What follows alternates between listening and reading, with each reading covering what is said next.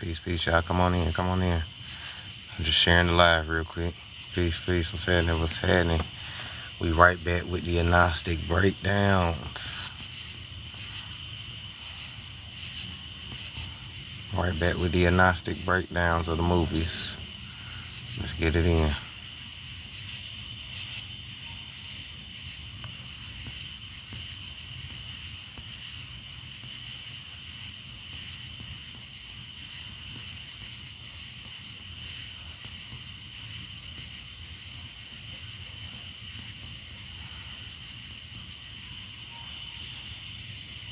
What's happening in Jersey?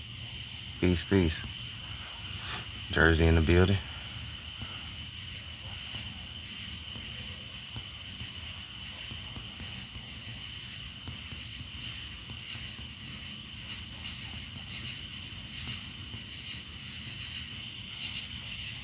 What's happening, Trill? Trill in the building.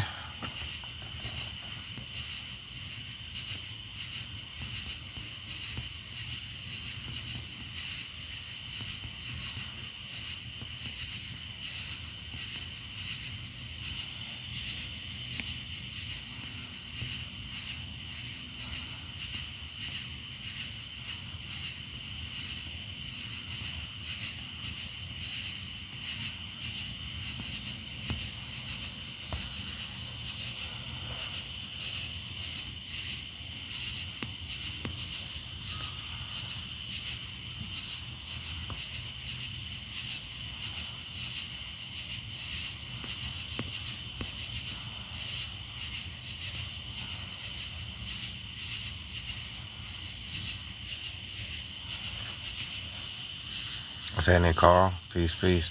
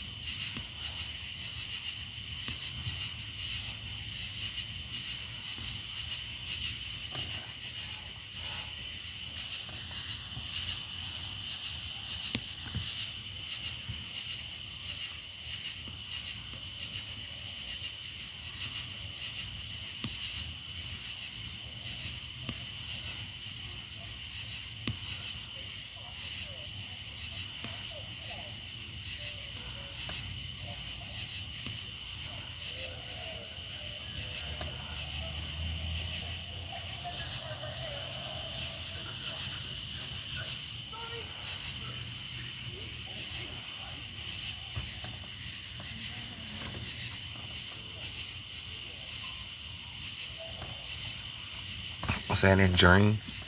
Peace, peace. What's happening, Hippie? Peace, peace, y'all. We right back with it. Y'all like the live? Share the live for me. What's happening, Swarthy?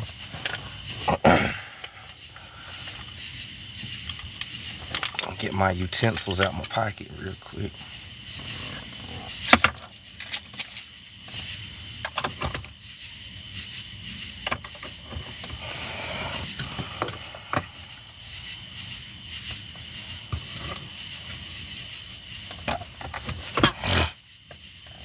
What's happening, Quan? Peace, peace.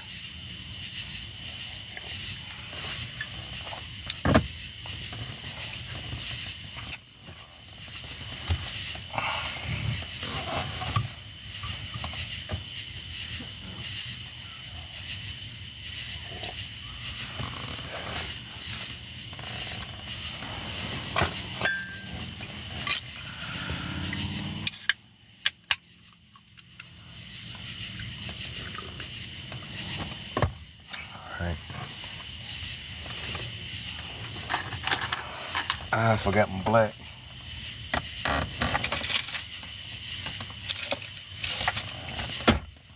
Damn, my black said I just went to the store.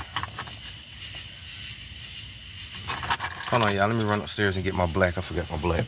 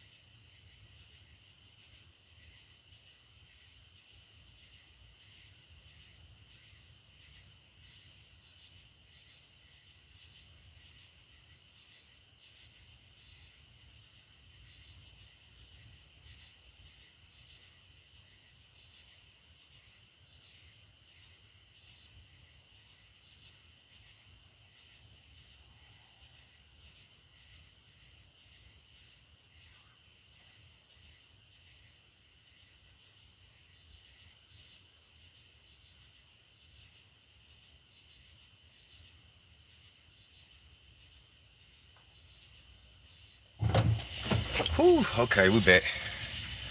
Oh shit. Ooh, I'm tired. We back. Let's handle y'all. Peace. Shout out to everybody that's in here. Let me catch my wind real quick. Whew, shit.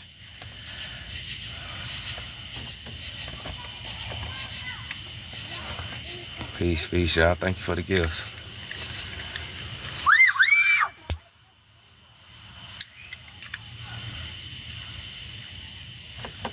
Appreciate the gifts, y'all. Appreciate the gifts. Y'all like the live, share the live for me.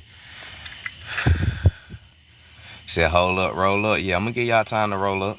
Y'all know the page is a slow burn. I'm still sharing it out real quick. So, gonna get y'all paper planes together.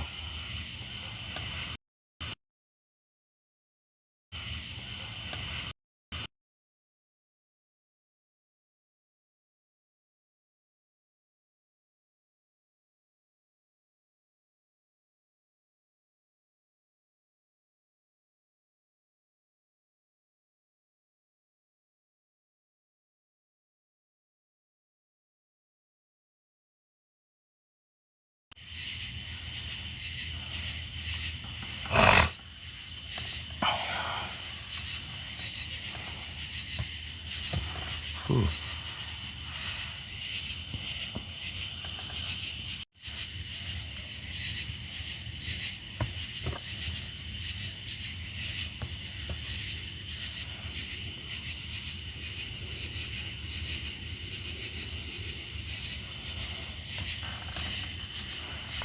What's happening, Lou? Peace. Peace,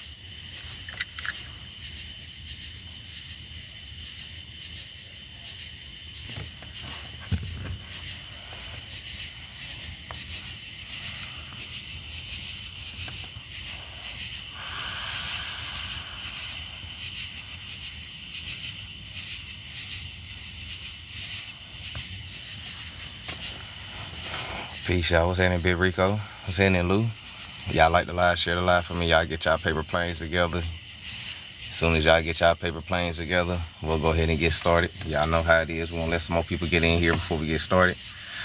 Hope y'all enjoying the movie Gnostic Truth Breakdown. We on part 3. All right, we on part 3, so hope y'all enjoying it. Tonight, we're going to be breaking down Soul, The Right, Men in Black, Never Ending Story, and I got a bonus one for y'all. If y'all hang in there all the way to the end, I got a bonus breakdown for y'all. Got a bonus one. What's happening, Gus? Got a bonus breakdown, right?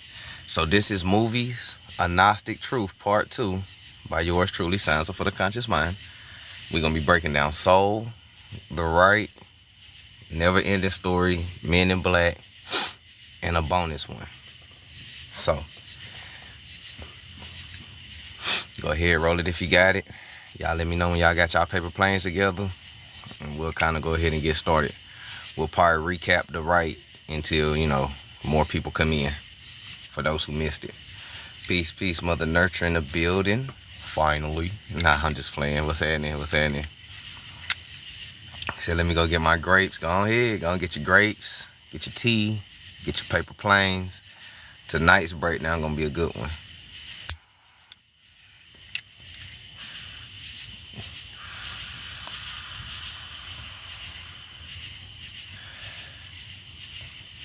What's happening, Mr. Drew? Peace. What's happening, Mr. Drew?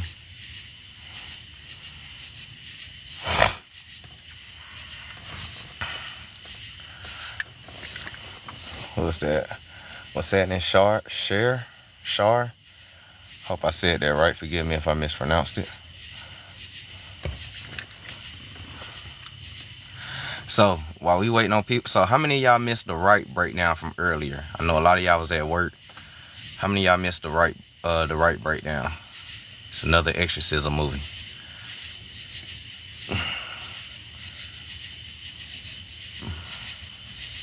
Or where do y'all want to start it? I forget. When we do the movies, I'll let y'all choose where we start it. So where y'all want to start at? Y'all want to start off with Soul, The Right, Men in Black, A Never Ending Story?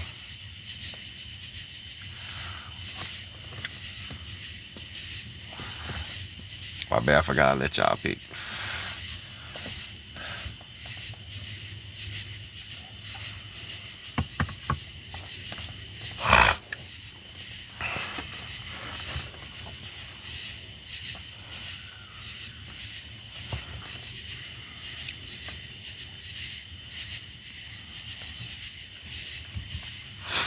Where y'all want to start off at? Hippie said it don't mind where we start off at. Okay, anybody else?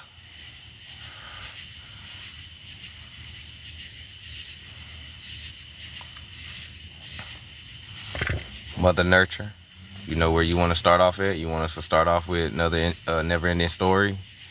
Men in Black Jersey said Soul. Where y'all want to start off with?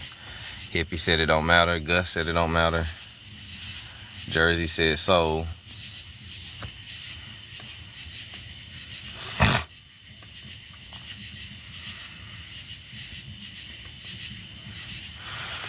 Said Soul.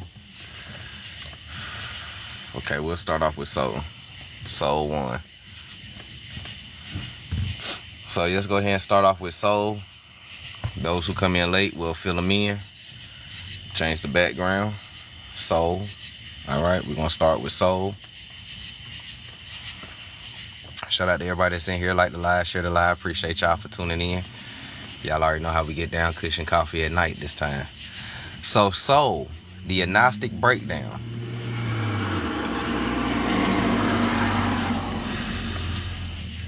Hold on, let me get my paper plane.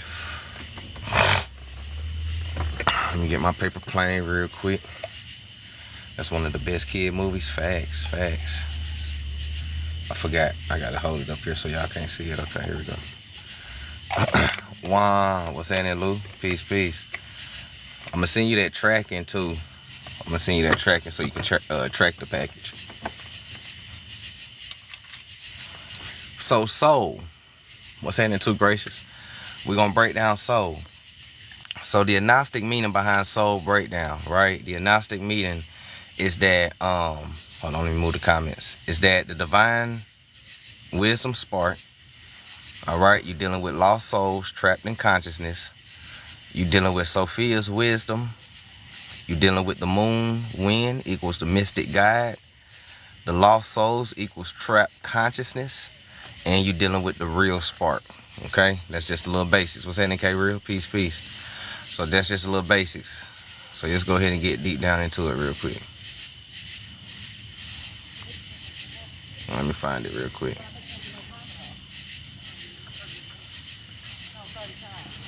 See, what's this one? That's never ending story.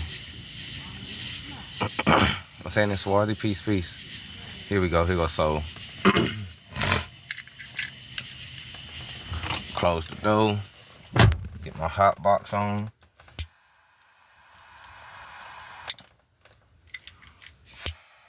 Y'all know how we do it, right? Get my hot box on. So let's start off with Soul, the Gnostic breakdown of Soul. So, if y'all remember, it starts off with Joe Gardner, right? Joe Gardner is the divine spark trapped into the material realm. All right, Joe is a jazz musician, which symbolizing soulful expression. He's trapped in a system that values survival over soul fulfillment, right? He confuses career success with purpose, which he forgets his divine origin, okay? One more time, if y'all remember, Joe Gardner, who was the jazz musician, he is symbolizing a soulful expression, but he is trapped in a system that values survival over soul fulfillment. Sounds familiar. He confuses career success with purpose, which he ends up forgetting his divine origin. All right? He ends up forgetting his divine origin. So, inside the movie, Ted, we all in here secret eyes, right? So inside the movie, you realize that I think he get hit by a car or something, and he gets unalived. So when he gets unalived, he goes to the great before. All right? When he gets unalived, he goes to the great before. Now the great before is the pre-matrix soul realm. Okay?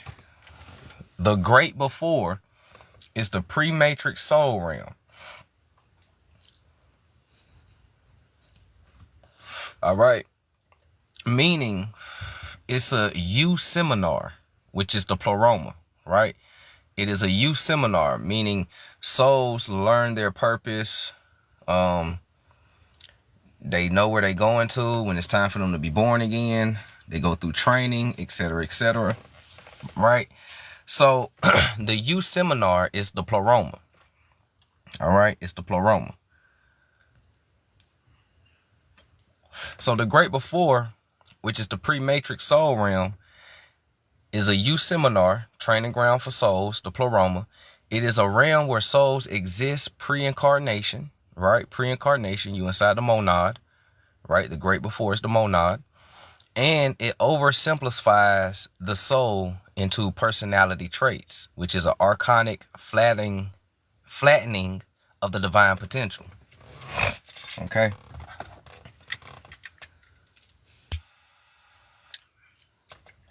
All right. The great before, which is the void, the truth, the monad, the darkness and all that, right? The great before is a pre-matrix soul realm, a youth seminar, which is a training ground for souls in the pleroma. It is a realm where souls pre-exist pre-incarnation, and it oversimplifies the soul into personality traits, which is an archonic flattening of the divine potential. So, going back to Joe, right? Joe Gardner, the jazz musician. So going back to Joe Gardner, Joe's fall, what's that in Tarzan? Joe's fall equals an agnostic descent into matter. Okay? His fall is a symbol of the agnostic descent into matter. Okay? So, falling into the manhole, right? He fell into a manhole, and the souls fall into flesh, right? Him falling into the manhole is the soul falling into flesh, right? Clings on to the material life, resists death, which equals spiritual amnesia. All right? Because he ended up inside the great before. And he didn't know what it was. What's that, Tarzan? Hey, I appreciate it. Appreciate it, fam. Thank you for looking out. Appreciate it. Appreciate it. I definitely got you. Definitely got you. All right. So Joe's fall, when he fall into the manhole, that is the symbol of the soul falling into flesh. He clings on to the material life and he resists death instead of accepting it, which creates a spiritual amnesia. Okay? So now Sophia's lost wisdom, right? Sophia's lost wisdom is refusing to incarnate, right? Refuses to incarnate. He sees through the illusion, right? For those who don't remember for those who don't know what Sophia's lost wisdom, y'all remember that other soul who was just rebellious, who didn't want to listen, didn't want to do nothing, kind of didn't want to go back to earth or nothing like that? Y'all remember that soul?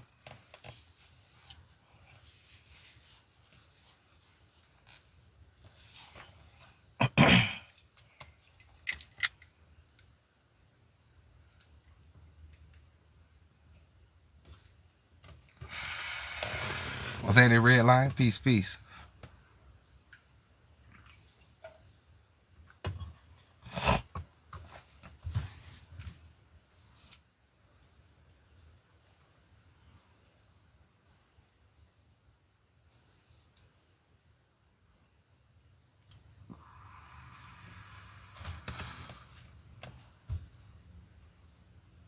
Hope all is well. Hope all is well, red line. Hope all is well.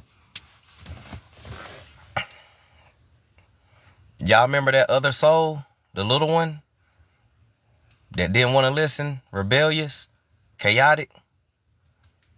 Didn't want to be incarnated?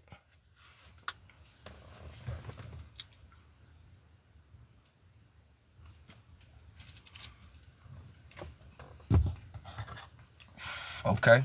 Okay. Just want to make sure y'all remember. Anybody else remember?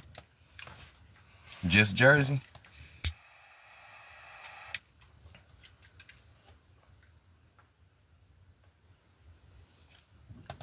Mm-hmm. Yep, the little one from the life before. Yeah, yeah.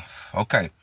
So that little soul that was encountering Joe, right? The whole movie. That is Sophia's lost wisdom, right? Because that little soul refuses to incarnate because it sees through the illusion. And if you pay attention to the dialogue that the little soul has with Joe, it tells you that it sees through the illusion. This is why it refuses to reincarnate. Okay? It mirrored the false gods, but never finds her spark. It represents the fragmented divine wisdom, Sophia. Okay? So now Terry and the Jerrys are archonic bureaucracy. Bureaucracy, right? Terry and the Jerrys is the archonic bureaucracy. They maintain soul cycles, right? And track reincarnation. They maintain soul cycles and track reincarnation. They are emotionless cosmic accountants. They represent how the archons control reincarnation as a loop. Okay? They represent the archons that control reincarnation as a loop. All right? So now when y'all go back and watch it, you'll see it with your eyes. All right? You'll see it with your third eye when you go back and watch it.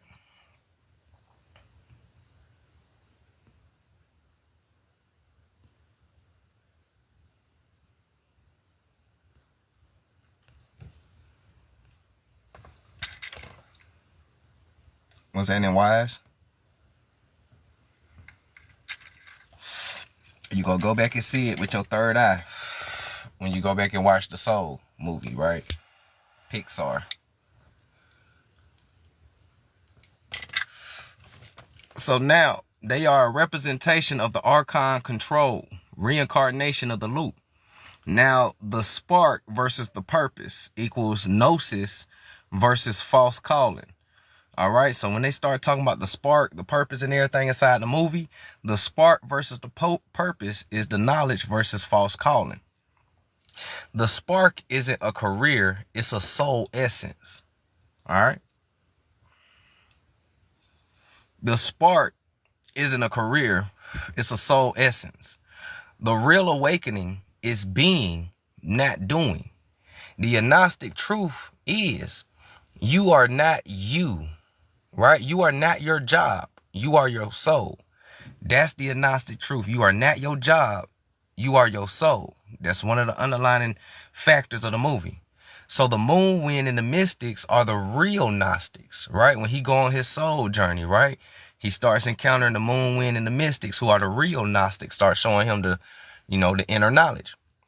These are souls who awaken within the dream, right? These are souls who awaken within the dream. They help retrieve lost sparks. They are awakened travelers who hack the matrix. All right. So the lost souls equals trapped consciousness, of course.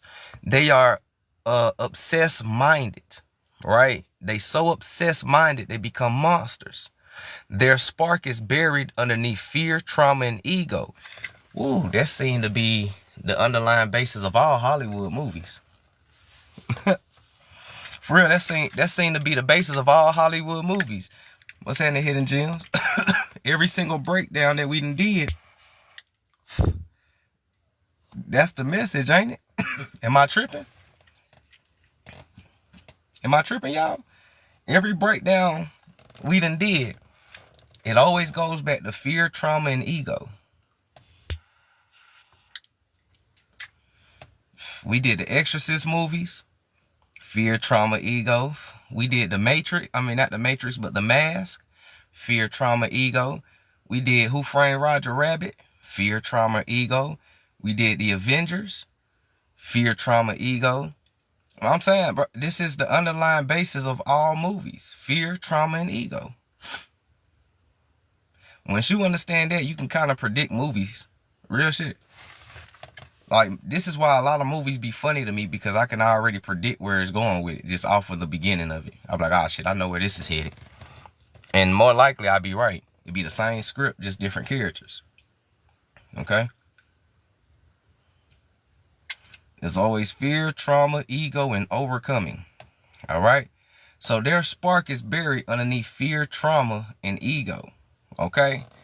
The lost souls or the trapped consciousness also represents the masses under archonic programming.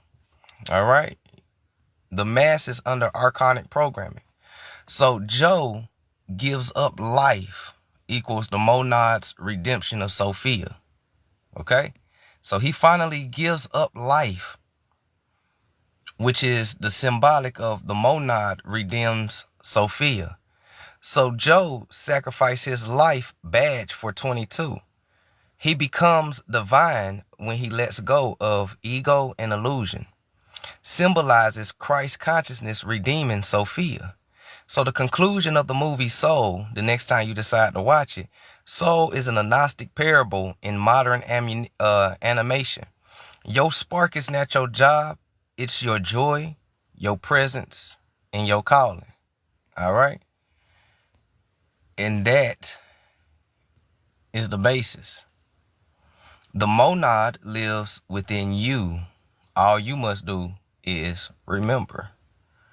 So that concludes Soul for right now with the basic breakdown. Okay? We're going to let it breathe for a second. Crack this dough. Hot box got a little hot. I'm in here sweating like TDJs.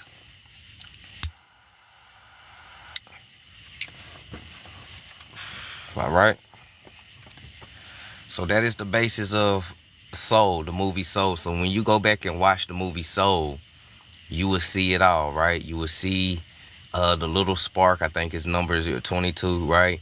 You will see him refuse to be incarnated because of the illusions of the world that he starts saying. And, you know, it's a lot of fear, trauma, and ego. A lot of the trapped souls or the lost consciousness become monsters because they sparks is buried underneath fear, trauma, and ego, which is some real life stuff, right? You know what I'm saying? A lot of people bury their spark behind fear, trauma, and ego, right? Because they're scared. Right? One of the main things I want y'all to take away from a lot of these movie Gnostics is if you want to overcome your fear, trauma, and ego, you got to have confidence in yourself. You got to believe in yourself. You got to have the faith of a mustard seed in self. And most important, you got to have gnosis, inner knowledge of self. All of that awakens the spark that's inside of you that the archons of this matrix been trying to dim. Okay? So this is one of the most underlying facts in all the movies that you ever watch. It starts off with fear. The climax is the trauma, which is merged with the ego. By the end of the movie, they kill their ego and they divine and wake up, and then they win in the end, right? So that is symbolic to us. You can always win. You can always overpower the archons. You just got to have trust in yourself. Okay? You got to trust yourself and you got to know that you can do this. Stop self-doubting. They feed off your doubt. All right? So, that is the basis of the movie Soul. So if you rewatch it, everything that we just broke down will be shown to you. All right?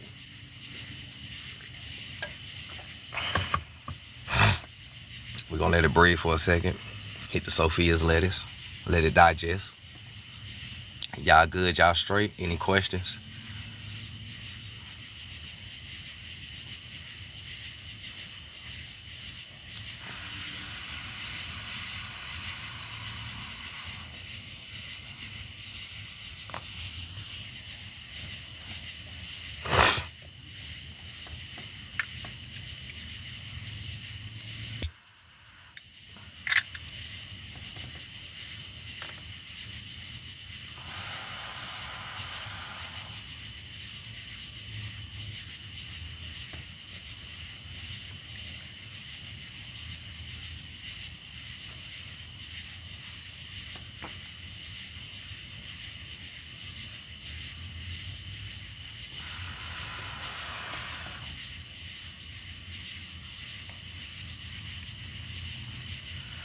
Mic check 1 2 1 2. We good?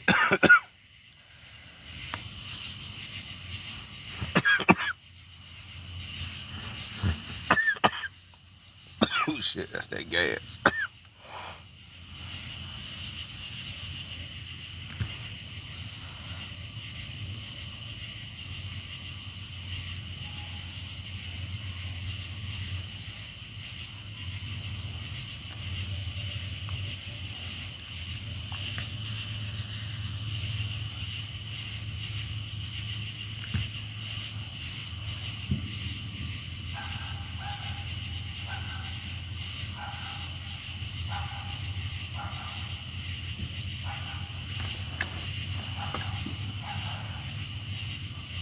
Rolling Sophia's lettuce. Cool, cool. Gus said good. Okay, smooth, smooth. We just letting it digest for a second.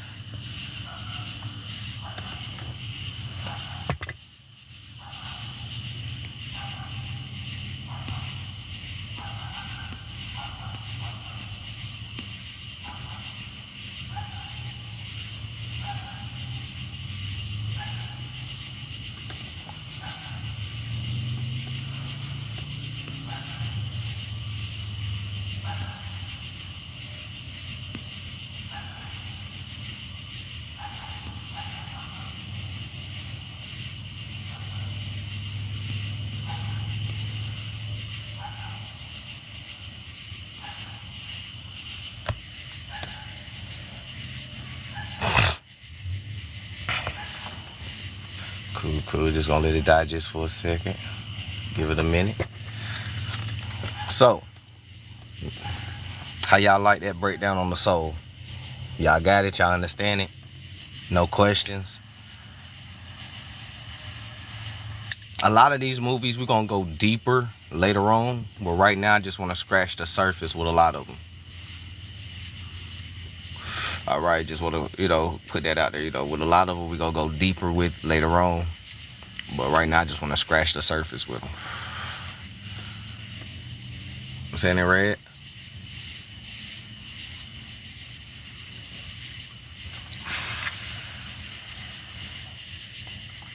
So if y'all good, which one y'all want to do next? Y'all let me know which one y'all want to do next. This is the audience topic to pick. I'm just a humble servant.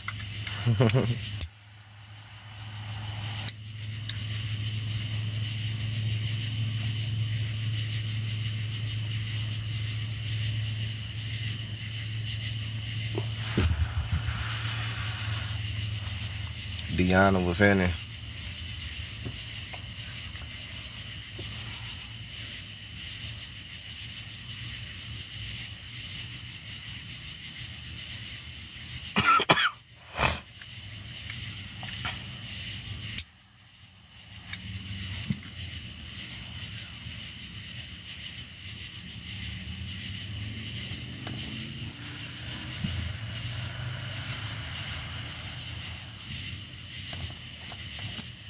Bruh, man, what's good? Peace, peace.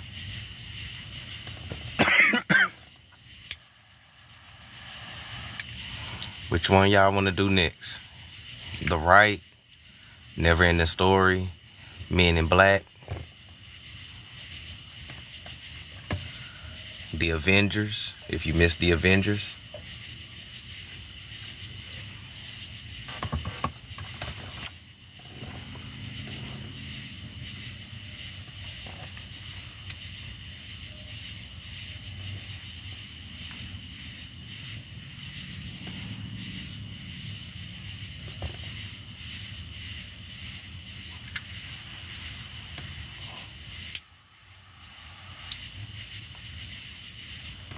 Peace, peace.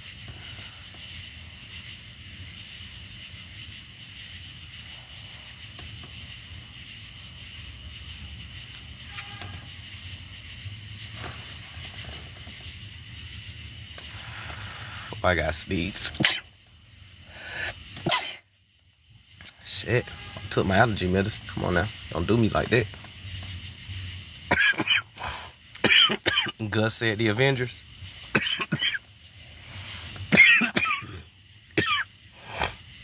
Hippie said The Avengers. Alright. We'll do the Avengers. We'll do the Avengers. Where's the Avengers at?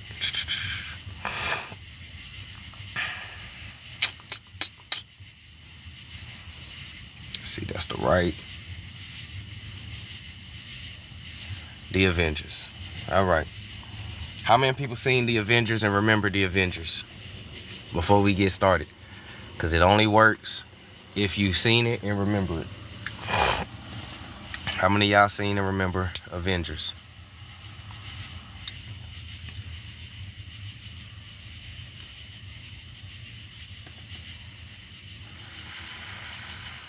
I gotta ask that question now because it'd be surprising me with a lot of people like they ain't ever seen stuff.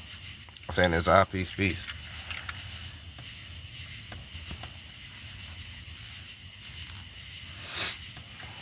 How many of y'all remember the Avengers?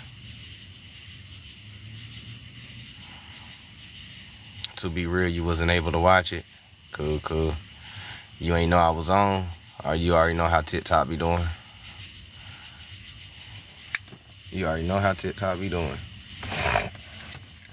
You seen it, you don't remember much about it. Got you.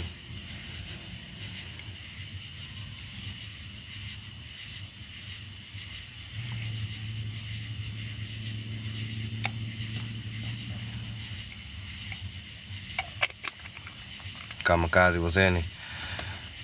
It was just something about Marvel movies at that time. Bro man said I remember it. Cool. Zah said she remembers. Okay, I mean, as long as y'all seen it and remember it, then the breakdown is all good. You know, I just be trying to get movies that people, you know, can remember from the top of their head.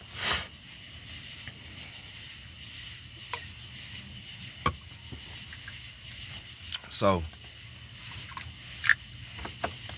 let's get into the Avengers though, right? What's happening, CEO? Let's break down the Avengers. So, the Gnostic breakdown of the Avengers versus Thanos.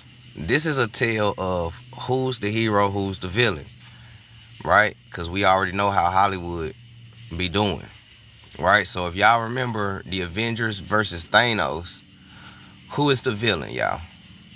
Who is the villain? If you remember Avengers and Thanos, who is the villain?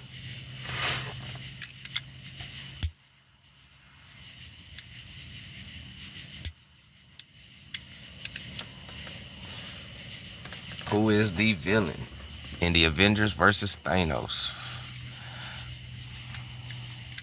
Mother Nurture said Thanos. Gus said the Avengers. Oh, we got a conflict here.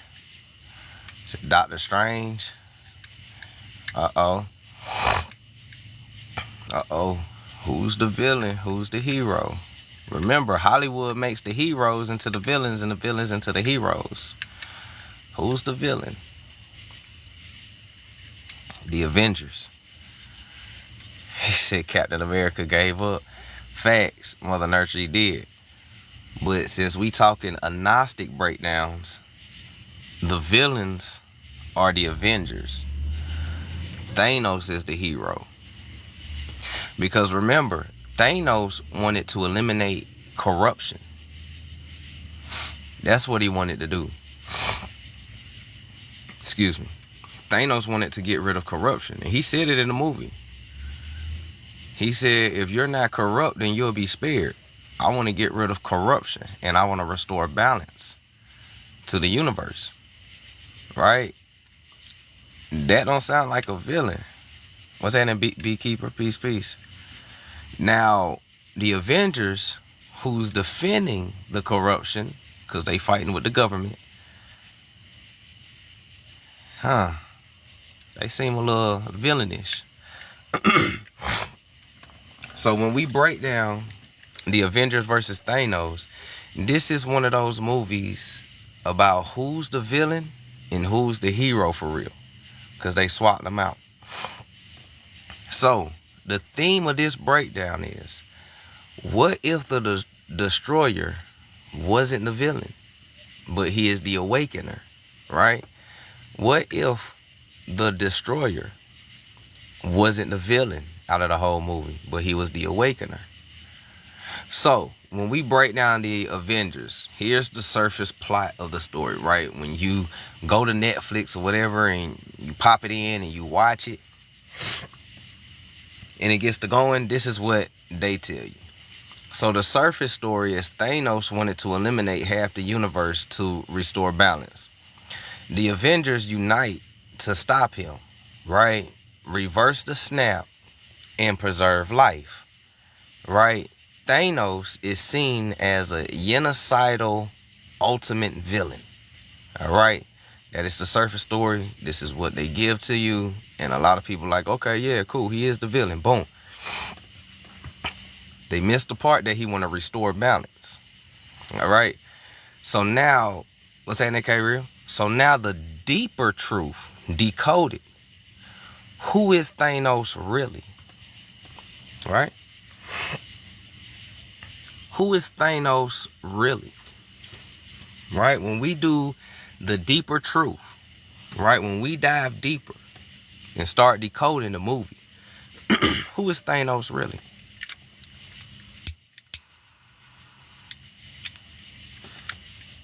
Thanos is a eon of purification. He is a symbol of misunderstood Sophic force, energy. He is not trying to enslave anyone in the movie. He's trying to rebalance a universe that is corrupted by greed, waste, and excess. All right? Remember the movie. Remember the movie. He tells you this. All right? He tells you this. Right? He's not trying to enslave nobody. He's trying to rebalance a universe that is corrupted by greed, waste, and excess.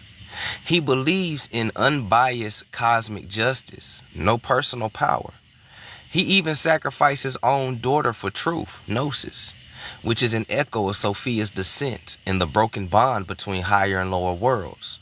His only flaw in the movie is he was using material tools of Archon technology, which is the Infinity Stones, to enact the spiritual law. That's where the Gnosis gets corrupted.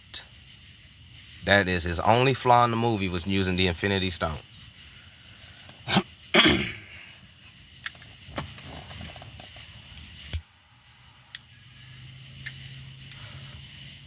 That was his only flaw. His heart and mind was in the right place, but his actions was a little rigid around the corners. All right.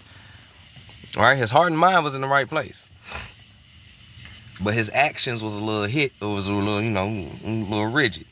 All right. All right. So now, right? So now we understand who Thanos is really. So now, who is the Avengers though, right? Who is the Avengers? Because everybody think that the Avengers is the heroes. A lot of people was cheering for the Avengers the whole 3 hours of the movie. Yeah, Iron Man, Captain America, even though that nigga gave up. The Hulk, even though he ran.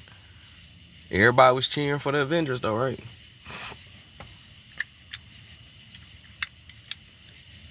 But who is the Avengers though? Because if Thanos is really the hero, then the Avengers got to be the villains, right?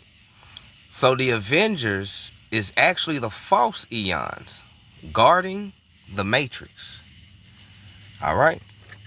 Protecting the government, protecting corruption, right? Thanos wanted to get rid of corruption, greed, waste, and access.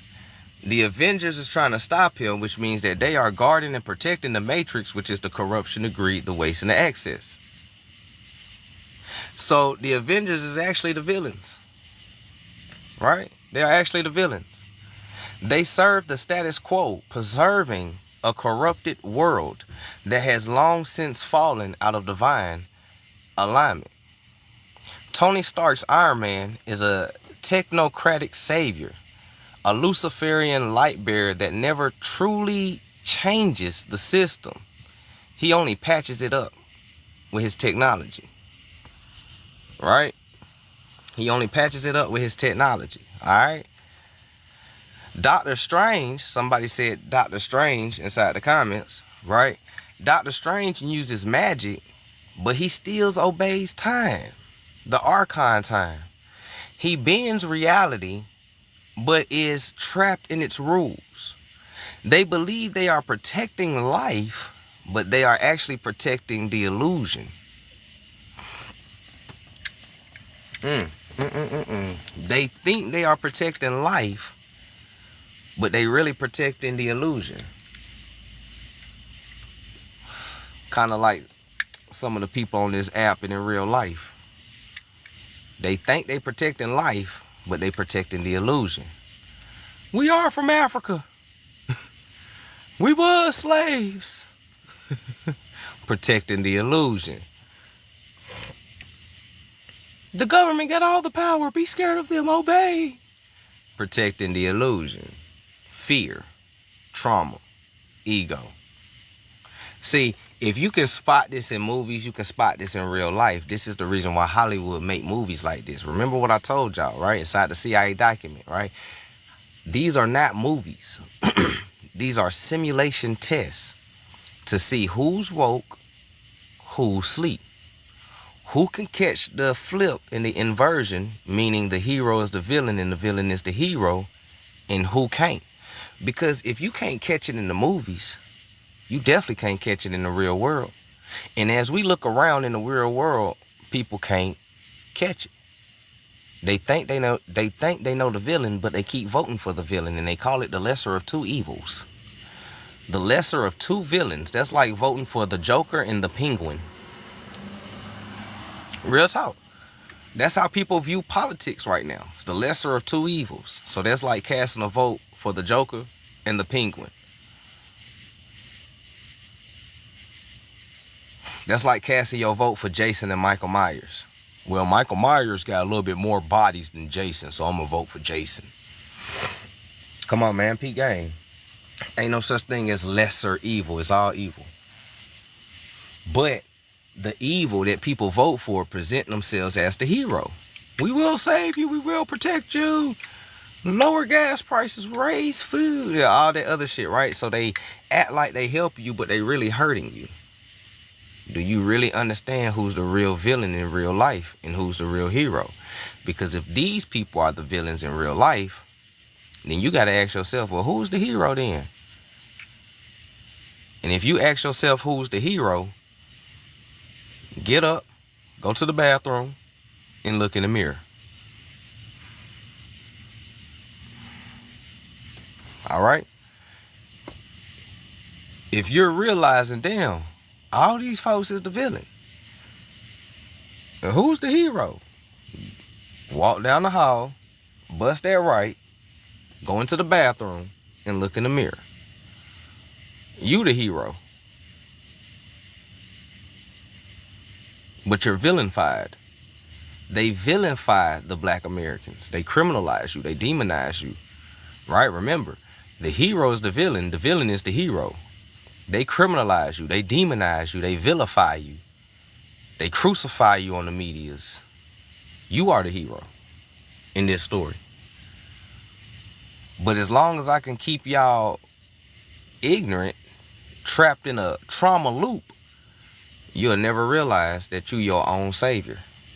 And you can save yourself because you got more power than these people. But you'll never figure out as long as I keep you in a trauma loop. All right? So peep gang. So now, when you go back and you watch the Avengers versus Thanos, there's a few symbols and Gnostic parallels inside this movie. All right? The first symbol or character is Thanos. Thanos represents the eon of correction, the misunderstood divine force. The Infinity Stones represents the archonic tools of control, time, mind, space, etc. Right? His only flaw was using archon tools. Right? When he snapped, that is the eonic judgment, which is the destruction only to the illusions. Because if you go back and you remember the movie, when he snapped, because remember, he wanted to do away with corruption and those who are corrupted. When he snapped, half of the Avengers disappeared. If you remember, when he snapped, half of the Avengers disappeared. I think one of the main ones was Tony Stark, if I'm not mistaken. Or it was probably some other motherfuckers. It's been a minute since I watched it too. But when he snapped, half of the Avengers disappeared. Everybody that was corrupt or had some type of corruption inside them disappeared. Only people was left was those who wasn't corrupt, which really wasn't that many people. To the point where it was just him by himself, for real. Right? So the snap is a symbol of the Eonic judgment, which is a destructive only to illusions. The Avengers is a symbol of cosmic jail keepers of Yazabov's dream, right? So the Avengers are the jail keepers of Yazabov, the false god, the villains. Gamora, which is Thanos' daughter, and she is green, which is a symbol. Gamora, she is a symbol of Sophia's sacrifice, right? She was innocent, but she was traded for knowledge. All right, so she is a symbol of Sophia's sacrifice. Tony Stark's, when he snaps to reverse everything, right? Because if the first snap is the Eonic judgment, which destroyed all illusions, when Tony Stark's snapped, because he is a cosmic jail keeper of Yazabov's dream, that is the false self-sacrifice that restores the illusion and not the truth. So after he snaps and all of that happens, a multiverse later is created, which is an archon factoring time to avoid cosmic correction ever again. Okay? All right. So now the Gnostic revelation of the Avengers, right? The Gnostic revelation is this. Thanos wasn't the villain. He was the cosmic reset. The real villain is the fear of passing away and loss that binds you to the illusion. Thanos sees disease as overconsumption, false light, and imbalance, and he chooses to face it. The Avengers, on the other hand, fear pain, change, and chaos. They preserve the illusion by reversing the knowledge, gnosis. The snap didn't unalive reality, it cracked the dream. But they told you Thanos was the villain, and you believed him. And he was actually a revolutionary who was trying to get rid of corruption.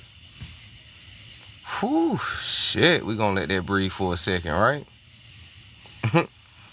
We're gonna let that breathe for a second. Shout out to everybody that's in here, man. I appreciate y'all for tuning in, rocking out with me tonight. Welcome to Science for the Conscious Mind, How I Learn a Book Club. This is our movie, A Gnostic Truth Part 3 breakdown. I hope y'all enjoying it so far. And I hope y'all understanding it so far. So we're gonna let it breathe, let it digest. Y'all hit Sophia's lettuce, take a little swig. And if you're new to the page, go ahead and hit that follow button so you'll be notified every time I go live. And if you like books, hit the link in the bio. Reclaiming Our Consciousness Part 2 is out right now. Get your copy. Nothing but a Gnostic truth in there. Did you see the other Marvel movie, The Eternals? Nah, I never seen that one. I never seen that one.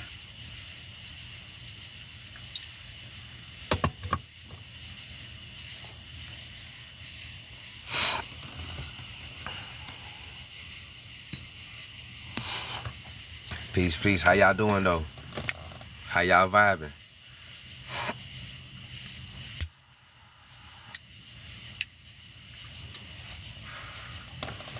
I said I'm late. Which movies have you done since you've been back on? We did Soul, and we just did Avengers. What's happening, GMB? Peace, peace. Heavy Gnostic Teachings. I'm gonna check it out. Is it on Netflix?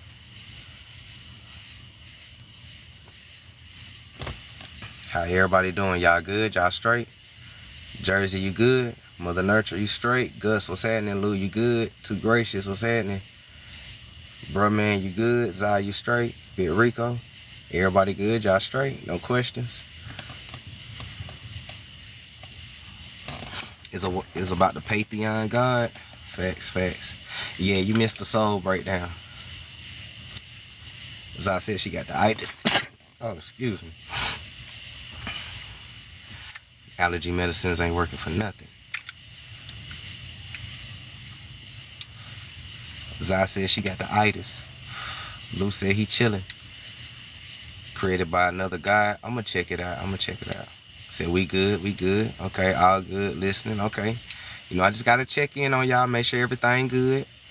You know what I'm saying? Make sure y'all vibing. Make sure y'all straight. What's happening, C3? Make sure ain't no questions. Mr. Fresh, what's happening? And most importantly, make sure TikTok ain't messing with my live. You feel me? So now we did Soul. We did the Avengers. Which one y'all want to go next? Y'all want to get into some horror movie, The Right? Some demon possession?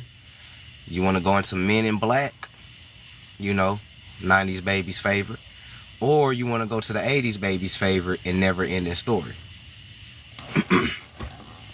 Yeah, I put my lives on YouTube. I just uploaded a video to my YouTube before I hopped on. Signs are for the conscious mind.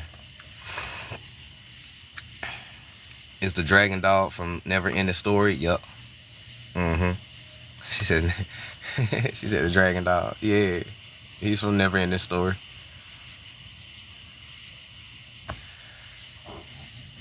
Excuse me.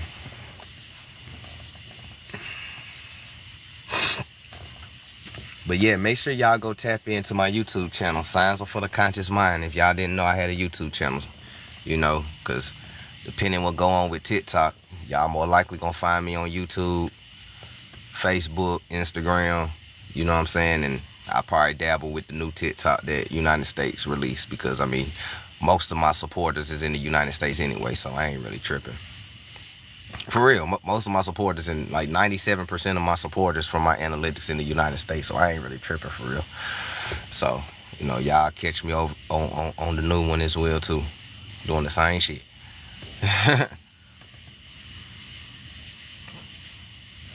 So let me see what y'all talking about. Y'all said Never Ending Story. 1, 2. Bella said Men in Black.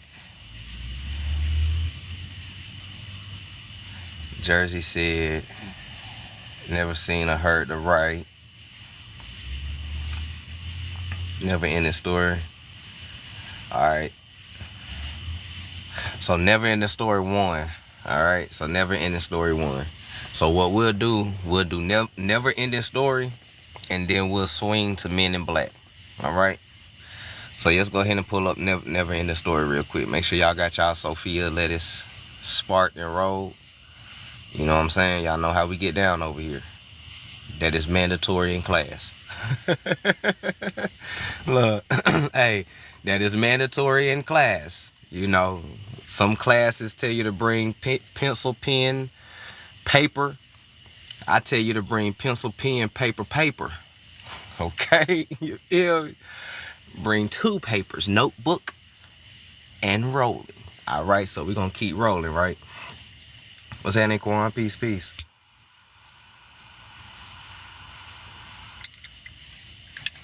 All right.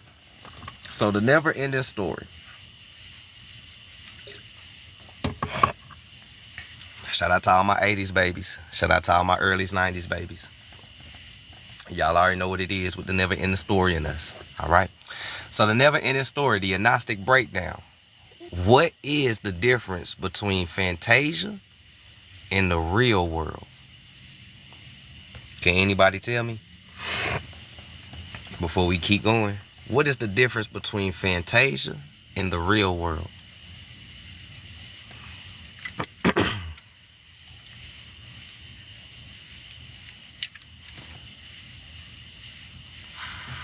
You still have Never Ending Story on the VHS? Hey, shout out to the 90s babies. Dallas got a debate with Black First of Bar. I'm going to check it out. I'm going to see what they talking about. Now I got the Never Ending Story song playing in my head. I'm dead, y'all. Yeah, I got me rolling. So what is the difference between Fantasia and the real world? Fantasia is just another word for like dream world, fantasy world, imagination world. You know what I'm saying? So what's the difference?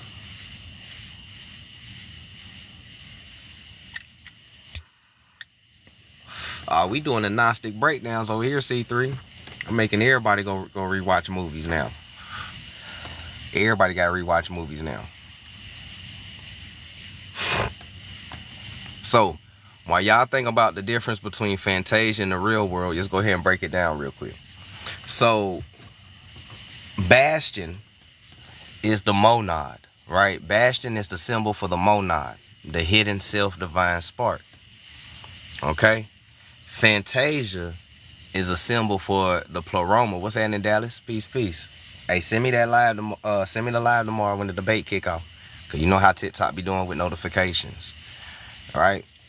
So Fantasia represents the pleroma, the eonic realm, or what we call the dream realm, or the imagination realm, right? The spirit realm, the ethers. Okay. So Fantasia represents the pleroma, the eonic realm. Now inside the movie, there's a creature or a character called the Nothing. Okay? If y'all remember the Nothing. The Nothing is Yazaboth Matrix Archonic Void. Okay? So you might as well say that it's Yazaboth. Okay? So Et Ryu, right, is the Gnostic initiate Eon warrior, right? The one that lights the spark in Bastion. Falkor, which is the dog dragon, is the Eonic helper or the spirit guide, or what we would call daemon. All right, that's what we would call a daemon, right? Remember what we learned about daemons, not demons, but daemons are spirit guides, right? Eonic helpers, ancestors, etc., etc. Okay. Have you seen Valerian in the City of 1,000 Planets? Nah, I ain't never seen it. I ain't never seen it. Okay. So now, the childlike empress that's in the movie is Sophia's Eon, right? The childlike empress resembles wisdom. I don't know why she looked like Beyonce and Jay-Z daughter, but the childlike empress is Sophia, Eon, wisdom. So the basis of the movie is that the world of human fantasy without boundaries is where every spark of creation begins, right? The world of human fantasy is without boundaries. It's where every spark creation begins. It begins on the inside. All right, begins on the inside. So let's go ahead and break it down so we can see what's the difference between Fantasia and the real world, right? So the never-ending story. It's Men in Black. So the never-ending story, just to jog y'all memory.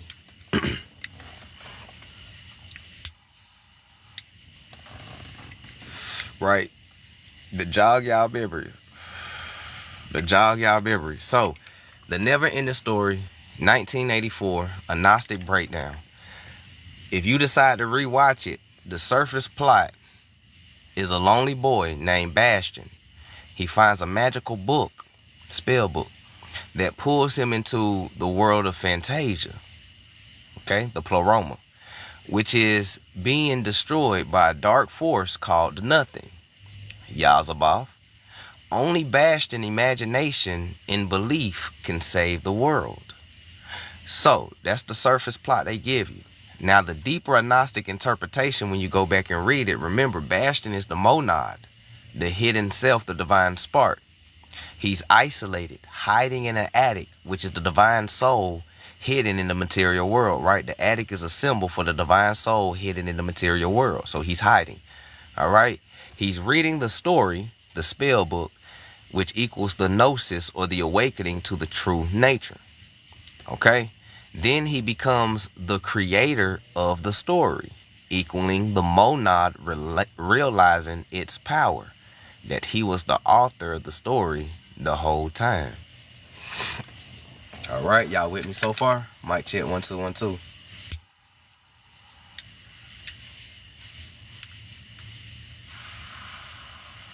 All right. he realized he is the creator of the story the whole time. All right.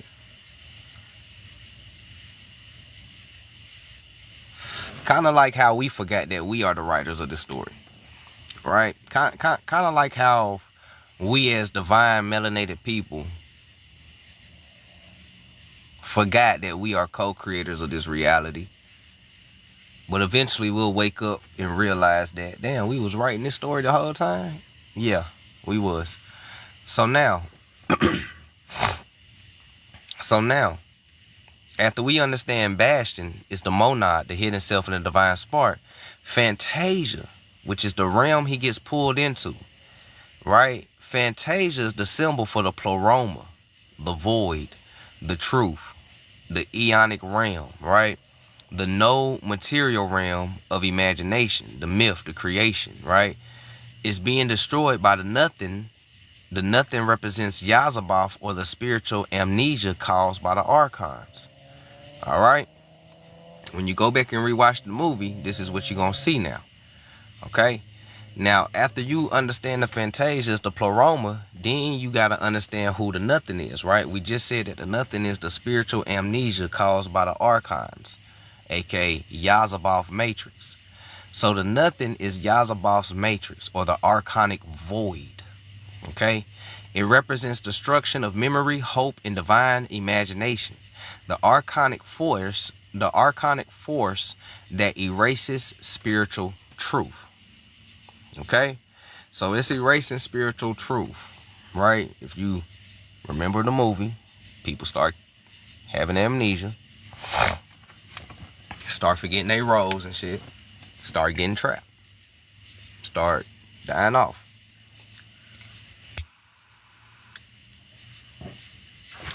All his imagination and dreams will become a reality. Facts, facts, facts. So now, right? So now we get to Atreyu.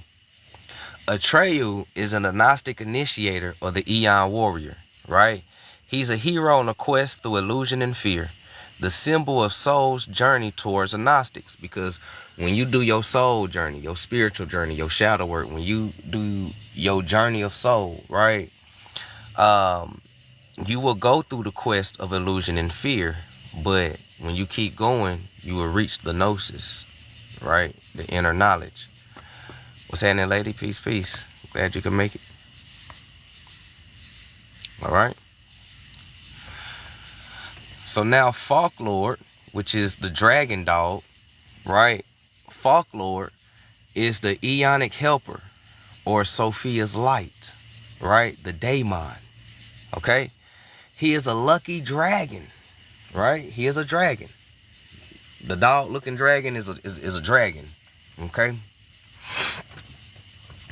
And we know that the dragon is a serpent. The serpent is Sophia, the divine wisdom, okay? What's that in Texas?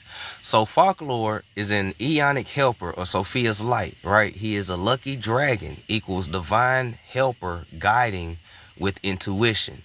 He represents, right? Hold on. He represents the Petis Sophia's wisdom and grace. All right. So this is why, right? This is why old dude and the dog, or the dragon, linked up, right? The old dude, old boy is the monad. The monad linked up with the dragon, because the dragon is part of the monad anyways. So it was like spiritual connection, linking back up to become powerful. Okay. Now Gmook, or Gmark, is an iconic agent. He's working for the nothing, equals the enforcer of delusions, or the enforcer of illusions. He understands the WAR is about hope, belief, and control, right? He understands that, you know, which makes him a threat, because he understands what he's doing. Now you get to the childlike empress, right? The childlike empress inside the movie equals Sophia, or the divine wisdom, trapped, awaiting salvation through the monad's power, okay? Through the monad's power. This childlike empress of Sophia, the divine wisdom, is ageless, is pure, is symbolic of Sophia before the fall. The book, right? Remember that he opened up the book in the attic. So the book is not only a spell book, but the book is a symbol of secret gospel or apocrypha. My bad. Right? The book is a symbol of secret gospel or apocrypha. The no ending, right? Never ending story. The no ending to the story is gnosis never ends. So when you saying the never ending story, you are saying the never ending knowledge. Okay? Because it never ends. Knowledge is internal, 360. All right? So it never ends. So now the reader becomes the creator because of the Gnostic principle of divine co-creation. So by the end of the story, he realizes that he is the creator of this pleroma because of the Gnostic principle of divine co-creation, the divine oneness. I am you, you are me, we are source. So he understands that and he becomes the co-creator of the reality and he saves the Fantasia from the nothing. So the nothing isn't evil, it's amnesia. The archons want you to forget, right? The archons want you to forget. And it happening in real life, they want you to forget. Atreyu fights illusion. Bastion wakes up and creates. Fantasia equals the spirit world before the fall. Your imagination is a divine weapon. This isn't a kid's movie. It's a coded awakening manual, literally. So now, when you decide to go back and watch a never-ending story with new eyes, you'll be able to catch it from start to finish. All right? From start to finish.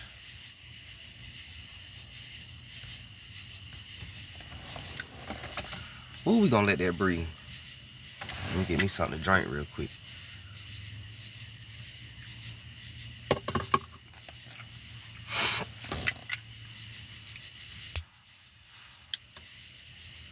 Hollywood been telling you about the Monad, Sophia, Yazabov, and all they movies. They just coded it.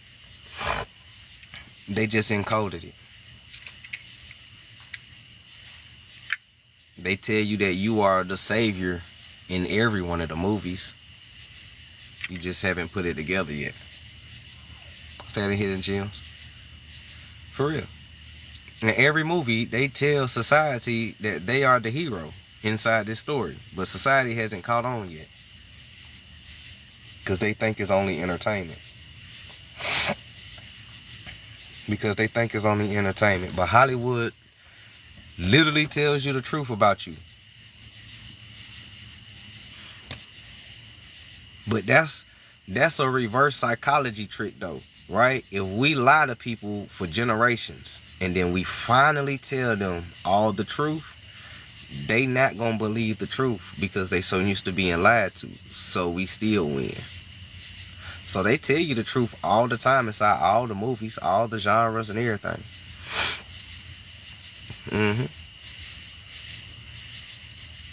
I got a special breakdown for everybody towards the end that I haven't told y'all that I got. So I got a special one towards the end. So y'all sit tight, y'all hang in there. We almost there. Hope y'all enjoying it. Hope that Sophia lettuce is hitting right. You know. Appreciate y'all for tapping the screen. Thank y'all for the likes, the love, and the gifts. Shout out to everybody that's in here rocking out with us tonight. All right. Gnostics. Gnosticism. It only means hidden knowledge. That's all it means. It's not a religion. It's not a cult. It ain't got shit to do with organized religion. Gnostics is people that believe in hidden knowledge or people that know hidden knowledge. You and I are Gnostics. If you are an Indian, our culture is a Gnosticism. This is why I always tell y'all to study hoodoo. Hoodoo is the spirituality of the mound builders. Hoodoo was created in Mississippi. The mound builders came from Mississippi. That is our indigenous spirituality. They just made you scared of it. But your ancestors literally made it to protect your spirit, your soul, because that's what hoodoo do. I got the document. I read it to y'all plenty of times. Hoodoo protects your soul from being trapped. It frees a trapped soul. And it can trap a soul. They use our spirituality to trap our soul. Our ancestors left it for us to free our trapped soul because they knew this was going to happen to us, because they already knew what the future held. They wrote it on the Mayan calendars. They wrote it on the Mississippian mound builder calendars. They wrote it in scrolls, codexes, and everything. They already knew that this was going to happen to us. So this is why they encoded our culture. They encoded the truth inside of our culture. We so busy decoding and dissecting history, we need to dissect our own culture, because the answers and the keys is in there. Our ancestors just had to hide it. And they did it very well. All right? Our ancestors believe in the Gnosticism. They understood as above, so below, as within, so without. That's a Gnostics. They understand nature is alive. Mama Gaia, Sophia, divine feminine wisdom, divine masculine, the monad, they come together in divine oneness. That is a Gnostics. You believe in meditation. You believe in manifestation. You believe in high vibrations. You believe in the Gnosticism. It's time to reclaim your consciousness. For real, it's time to reclaim your consciousness. I ain't gonna tell y'all no cap. Y'all already know. All right. So for those that's coming in, we are breaking down movies, and we're finding the Gnostic truth in it. All right. Most people break down movies to find Illuminati symbols and these niggas is devils. You know, we ain't doing that. We breaking down movies to find the truth, the divine truth. And every time we break down a movie, it's a mirror of real life. Because most of all of Hollywood movies deal with trauma, ego, and fear. The number one message is, once you get over the fear, the trauma, the ego, you come out as the victor. Peep game. Don't let it go over your head. All they movies have the same undertone, which is actually telling society something. But society not getting it, because we are not taught the Gnostics. We are not taught to read between the lines and hear what's not being said. We are not taught that. We are taught to look surface level. When we watch movies, all we see is the surface plot, and that's it. You miss all the Gnostic messages. You miss all the sigils and symbols. You miss it all, because you're surface level. So all you care about is the surface plot that they give you. All right?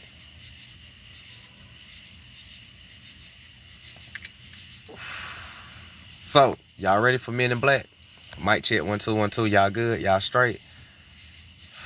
Y'all ready for Men in Black? 90s babies. This is our shit, 90s babies. This our shit right here. All right, 90s babies. This our shit. Y'all ready for it?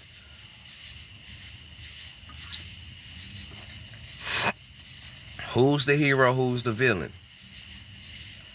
I'm gonna ask y'all that before we get started. Who's the hero? Who's the villain?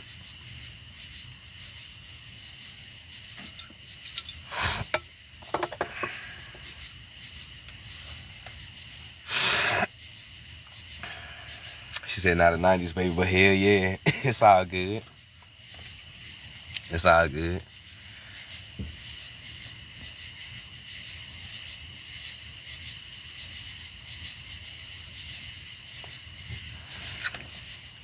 The villains are men in black. Okay, I see you. Red line. Anybody else want to guess? Who's the villains? Who's the hero? The aliens are the heroes. Okay. The villain is the men in black. The aliens are the heroes. Okay. So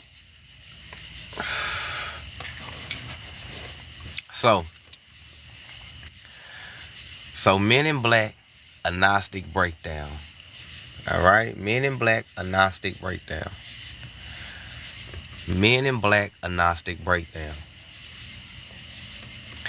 Men in Black are archons in a suit, guardians of illusion. We're going to start right there. All right, we're going to start right there. Men in Black are archons in a suit, guardians of illusion.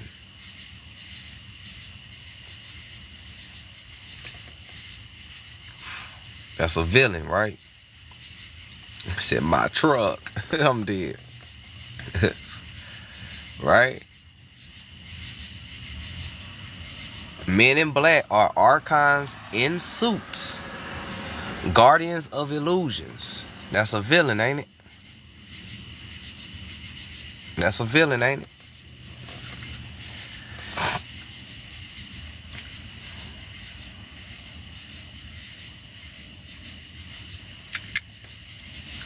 What's that there, Wisdom? Yeah, you late to class, man. We like 3 breakdowns in now. It's all good, though.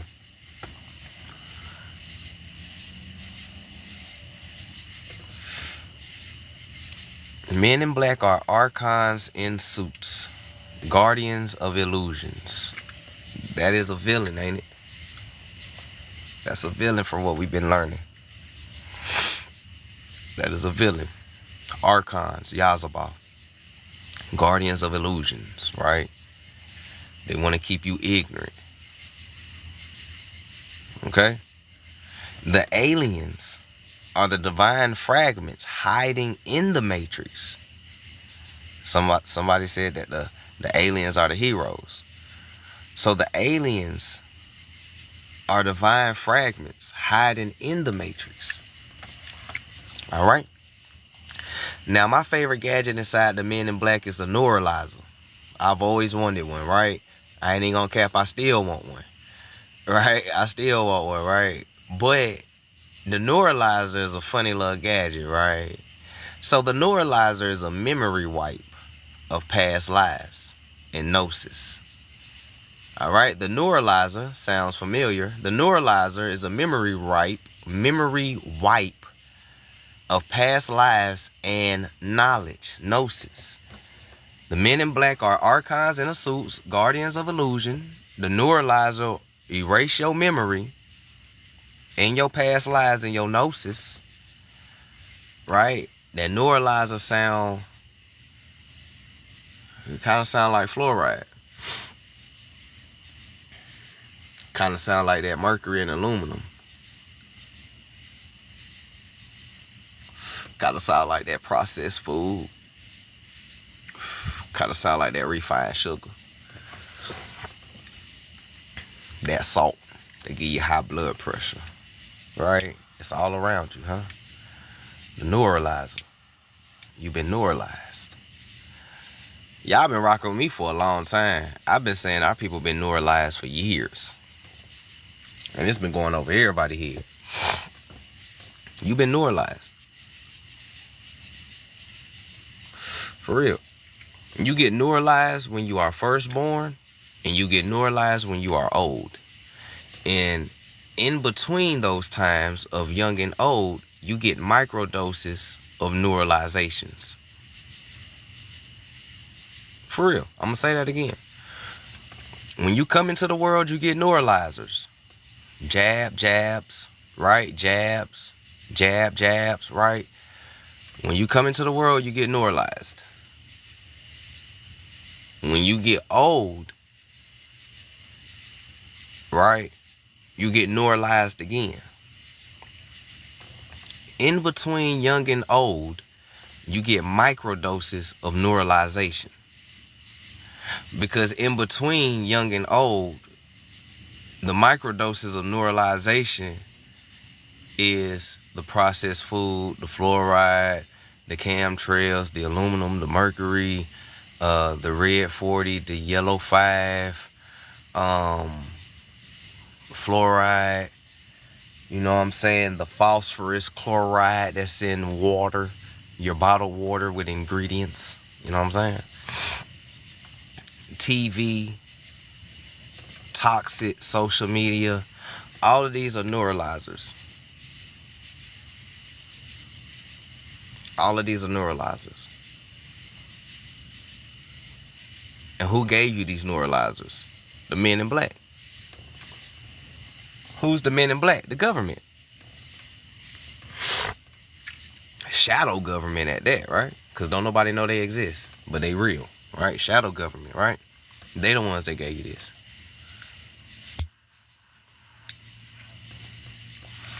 All right, y'all with me so far? Every bad guy said you didn't see what you thought you saw. Facts. That's how they were able to control the narrative of reality. Definitely something to think about. Yep. That neuralizer. So now Agent J. All right, Agent J ends up being a glitch inside this whole thing. Right? A lot of us who done watched Men in Black 1 through 3, I think it's 3 of them. A lot of us that done watched it. Agent J becomes a glitch inside of a suit because he don't go the traditional Men in Black, Archon in the suit, Guardian of Illusion type of way. Right? He kind of changes it up with his spark. Right? He brings a spark. All right? But Agent J is a neophyte soul called to awareness, right? Called to consciousness. And that's what his role is, right? So if you decide to go back and watch Men in Black, this is what you're going to see. All right? This is what you're going to see.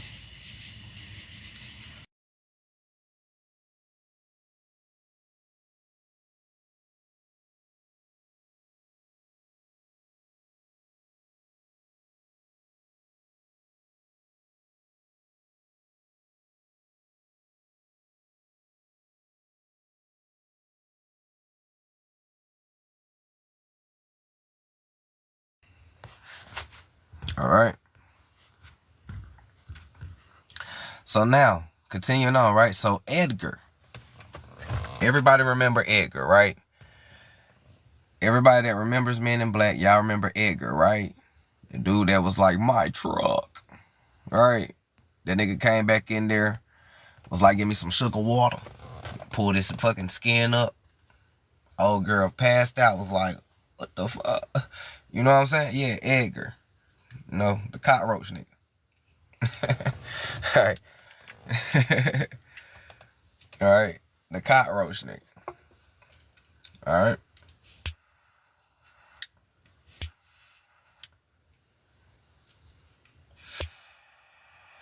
So Edgar is a symbol of a Demiurge parasite. Of course, because he's a cockroach. All right. Of course, because he's a cockroach. He is a symbol of a Demiurge parasite. All right. He was a symbol of a Demiurge parasite. All right. Edgar. The alien hiding in human skin. The alien hiding in human skin. That is kind of one of the that is another key thing about the movie too, right? In 1997, they already told you that a lot of these so-called aliens they wear human suits. They was already telling you in 97 that there's so-called interdimensional beings amongst you, right? Who's pretending to be human. So that is one thing that movie also showed you if you caught it. Most people didn't catch it, but that is another thing that they were saying. Okay.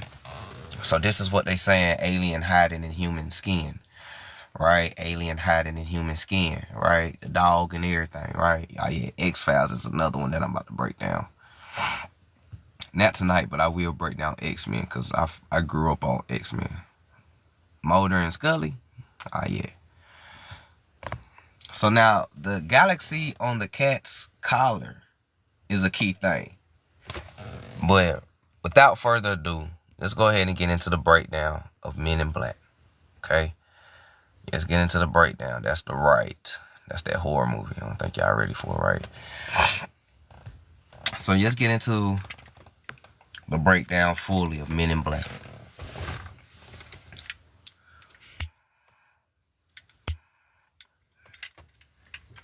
So, for the Gnostic breakdown, right? The hidden knowledge breakdown of Men in Black.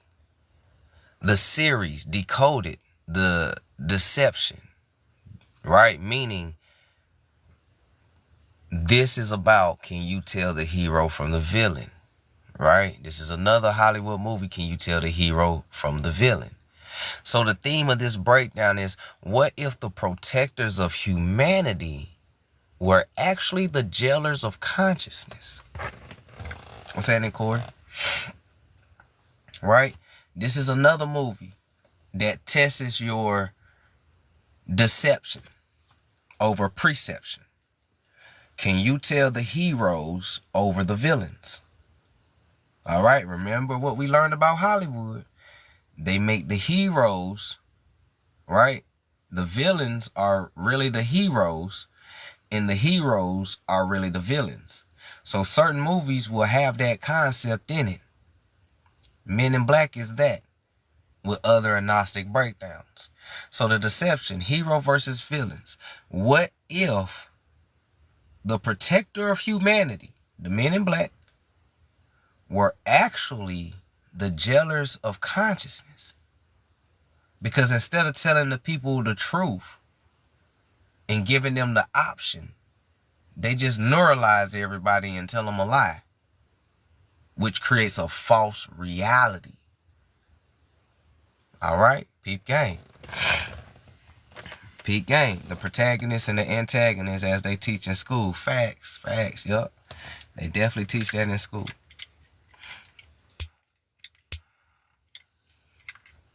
All right, so if you decide to go back and watch Men in Black, the first one, when you was asleep and you was a sheep before you came across Signs of For the Conscious Mind Live, this is all you seen in the movie. This is the surface level movie that you seen when you was asleep in a sheep, right? When you was a child. I was 7, so I was nowhere near woke at this time, right? I'm a kid, all right? So when I was a sheep, this is the surface level. Secret agent, Men in Black, my mentor, and regulate alien life on Earth, right? My bad. Secret agent, Men in Black, monitor and regulate alien life on Earth. Agent K recruits Agent J, Will Smith, who enters a world hidden beyond normal reality. They stop rogue aliens, keep the peace, and neuralize or erase the memories of witnesses. Okay? That is what you seen when you was asleep in a sheep, right? Surface level story, no agnosticness, right? 97, a lot of people weren't really woke, at least not in my generation, of course, right? But if you rewatch that movie now, after the live, when I drop this gem on you, subconsciously or consciously, if you catch it, the deep truth decoded behind Men in Black First, you got to ask yourself, who was the Men in Black? Because technically, they never really told you who was the Men in Black, except we monitor all life forms on Earth. And we deal with rogue aliens. Okay, that is what you do. But who are you? Right? So they never tell you who they are. They just tell you what they do. Let that marinate for a second.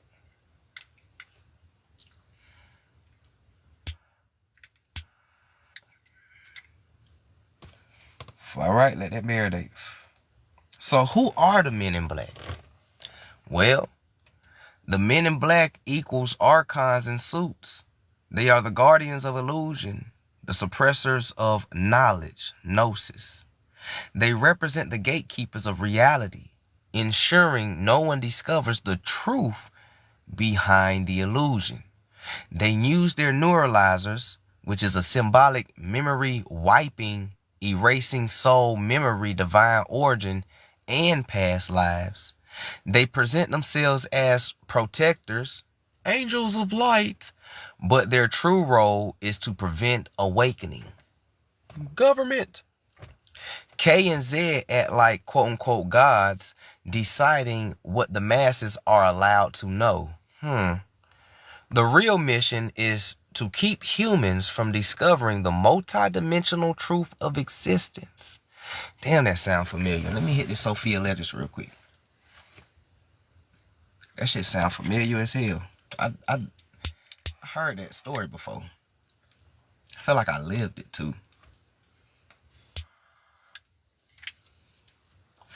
Let me hit this Sophia letters, because I feel like I know this story. I heard this story from somewhere. Y'all heard this story from somewhere? Shit sound real familiar.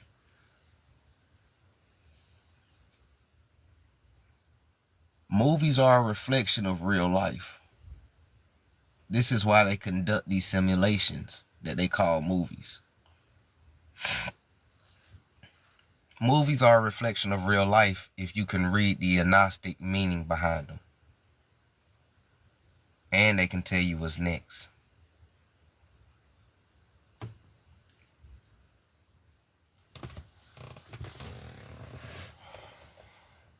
All right, appreciate the gifts, y'all. Appreciate the gifts.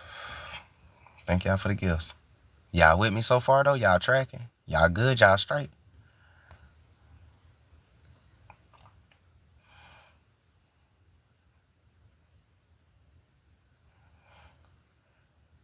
What's happening? Look up. Peace, peace. Seeing what's happening.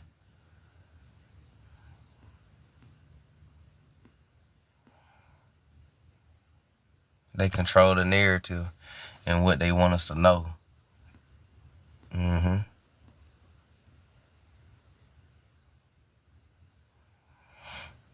I went down the Men in Black rabbit hole on YouTube where people talk about when they came to them. Yeah. The Men in Black, yeah, them folk be real. Them folk really exist. GM. Them folk really exist. They really exist.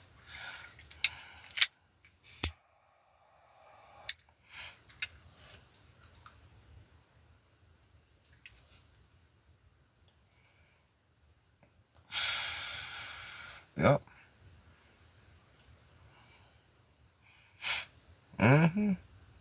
Everybody that be magically disappearing and shit.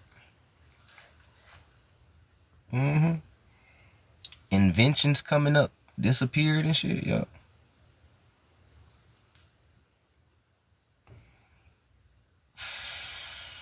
So, the real mission is to keep humans from discovering the multidimensional truth of existence. I wonder if this is why they keep us from Antarctica. I wonder if there's a multidimensional truth over there. I wonder if this is why they keep our minds on a shallow physicality realm. it all starts to make sense why you can't see the other realms, because you're high off fluoride and you're docile. You're hallucinating. Oh, you ain't know that? Yeah. This illusion is just another word for hallucination. You've been hallucinating this whole time. But not like, I took some shrooms, bad trip. Just, you're hallucinating. This is not the real reality. Alright? But as long as they can keep you rugged up, but we ain't gonna go too far on that. Alright, we ain't gonna go too far on that. So now, right? So now we understand who's the men in black. Very archonic villains. So now who is the aliens? Right? Who is the aliens? Many aliens are divine fragments, soul migrants, and metaphoric light beings trapped in the matrix, Earth. Some are disruptive, but many are just trying to live and hide, much like the Gnostic spark, right? Just trying to exist under Archon rule. The WAR against illegal aliens equals a WAR against forbidden knowledge and outsiders who remembers the truth. All right? Who remembers the truth. Right? Who remembers the truth. So now who is Agent J, right? Who is Will Smith? Right? Who is Agent J? All right? Agent J is the initiate, the soul chosen to receive gnosis. Right? He immortalized in myth as the cool agent, but he actually is the soul going through an awakening. His recruitment equals the soul remembering there's more to reality. He slowly learns that the system he works for hides more than it protects. And if you remember all the Men in Blacks, from Men in Black 1, 2, 3, that's literally what happens. He was like, damn, y'all just be hiding a lot of shit. He was like, I need to know everything that goes on in here. I think it was like Men in Black 2, when he flipped out because he didn't know a lot of shit. So he was like, damn, bro, like I'm top agent and shit. Like, I don't know nothing. Y'all keep hiding shit, right? So he starts realizing that the system he works for hides more than it protects. What's happening, E-Flow? Peace. What's happening, Lotus? So now if you decide to watch Men in Black again, here's the symbols and the Gnostic parallels that you would see. Okay? What's happening, Paradox TV? Peace. So the symbols and the character, starting with the neuralizer, right? The neuralizer, the Gnostic meaning and what it actually is a memory wiping of reincarnated souls lost of gnosis. And that's what happens. They wipe everybody's memory and give them a false reality, right? When they talk to old woman about her husband, Edgar, wiped her whole memory and gave her some crazy shit. You know what I'm saying? The black suits and the sunglasses, that equals archonic uniform. False light masking as the truth.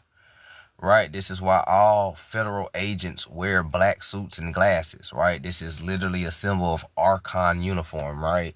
False light masking the truth. All these niggas do is lie to you. Okay?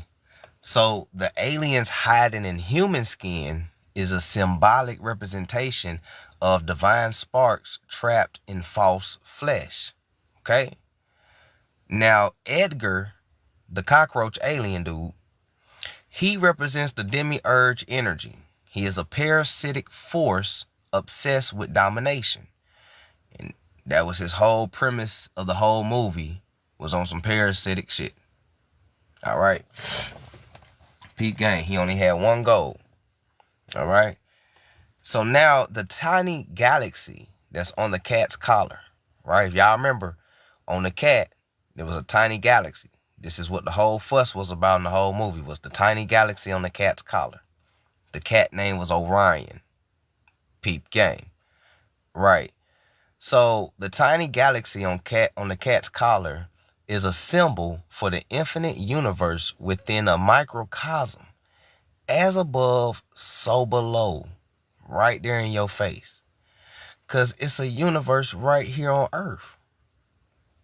And we are in a universe inside of a universe, because you remember at the end of Men in Black, Agent K told Jay, you still got so much to learn. And he kicked the door open, and it was an even bigger universe, and they was even smaller, right? So it's kind of like that Russian doll, right? As you keep, it never ends, where you keep taking the top off. You keep taking the top off, it's another one, it's another one, it's another one, right?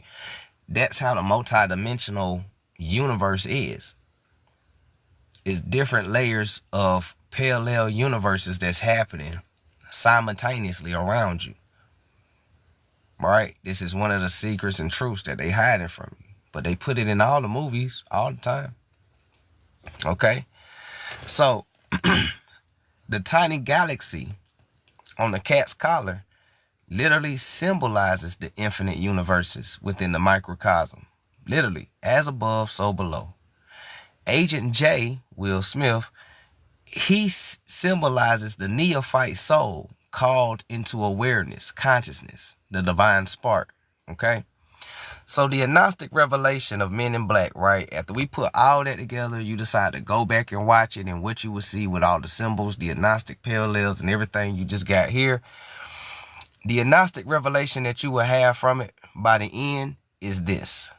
Men in Black wasn't saving the world. They were gatekeeping the soul. Excuse me. All right? Men in Black wasn't saving the world. They were gatekeeping the soul. The film teaches that reality is managed and not lived. Truth is fragmented. Only fragments leak through comedy, media, or dreams, right? Truth is fragmented. Only fragments leak through comedy. This is why all your comedians tell the truth, right? Media, if you can read between the lines, or your dreams, if you pay attention to the repeating symbols in your dreams. The alien, quote unquote, threat is a cover, and the real threat is what would happen if humans woke up and remembered who they are. What's happening, Courtney? That's the real threat. This is why they keep neuralizing everybody. Because they are afraid. What if the divine spark humans wake up and realize who they are and who they surrounded by? Okay? So, the final bar of this breakdown. Every time you wake up from a dream and forget it, that's a neuralizer. Every time you question reality and shrug it off, that's a programming. The Men in Black are not fighting aliens. They're fighting your awakening. Always remember that. And that right there is the Men in Black Gnostic breakdown. All right. Shout out to everybody that's in here. I appreciate y'all for tuning in. If y'all new to the page, go ahead and hit that follow button so you can be notified every time I go live. If you love books and information, click that link in the bio. Reclaiming Our Consciousness Part 2 is out. All we do is break down Gnostic breakdowns inside the book. And we teach about the monad, Sophia, Demiurge, Yazabov, the matrix, the pleroma, etc., etc. You know what I'm saying? So we just trying to reclaim our consciousness out here. So if you're interested, just, click the link, support the channel. I appreciate all the support. Shout out to those who went ahead and grabbed their books. I really do appreciate it. So yeah, this the Men in Black Gnostic breakdown. We're gonna let it breathe for a second though, while I hit this Sophia's lettuce. Y'all good? Y'all straight though? How y'all digesting it? Did you kind of already figured that about Men in Black when you used to read, when you used to watch it? Or was you on Men in Black side for real, cheering?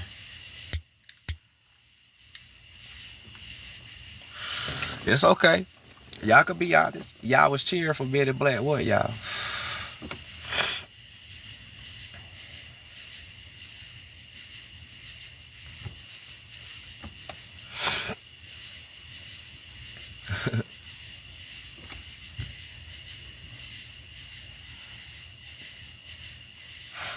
You hated that movie, you was never interested, facts.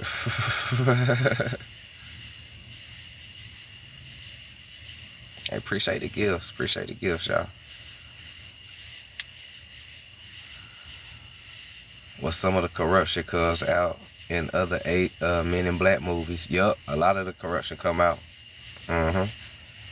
Especially the Men in Black one, when he goes back in time and he meets a younger K. A lot of the corruption comes out that was inside of the organization. They always have us cheer for them. Facts. They always will have you cheer for them in the movies. He said a little bit. I had a feeling it was more than the initial.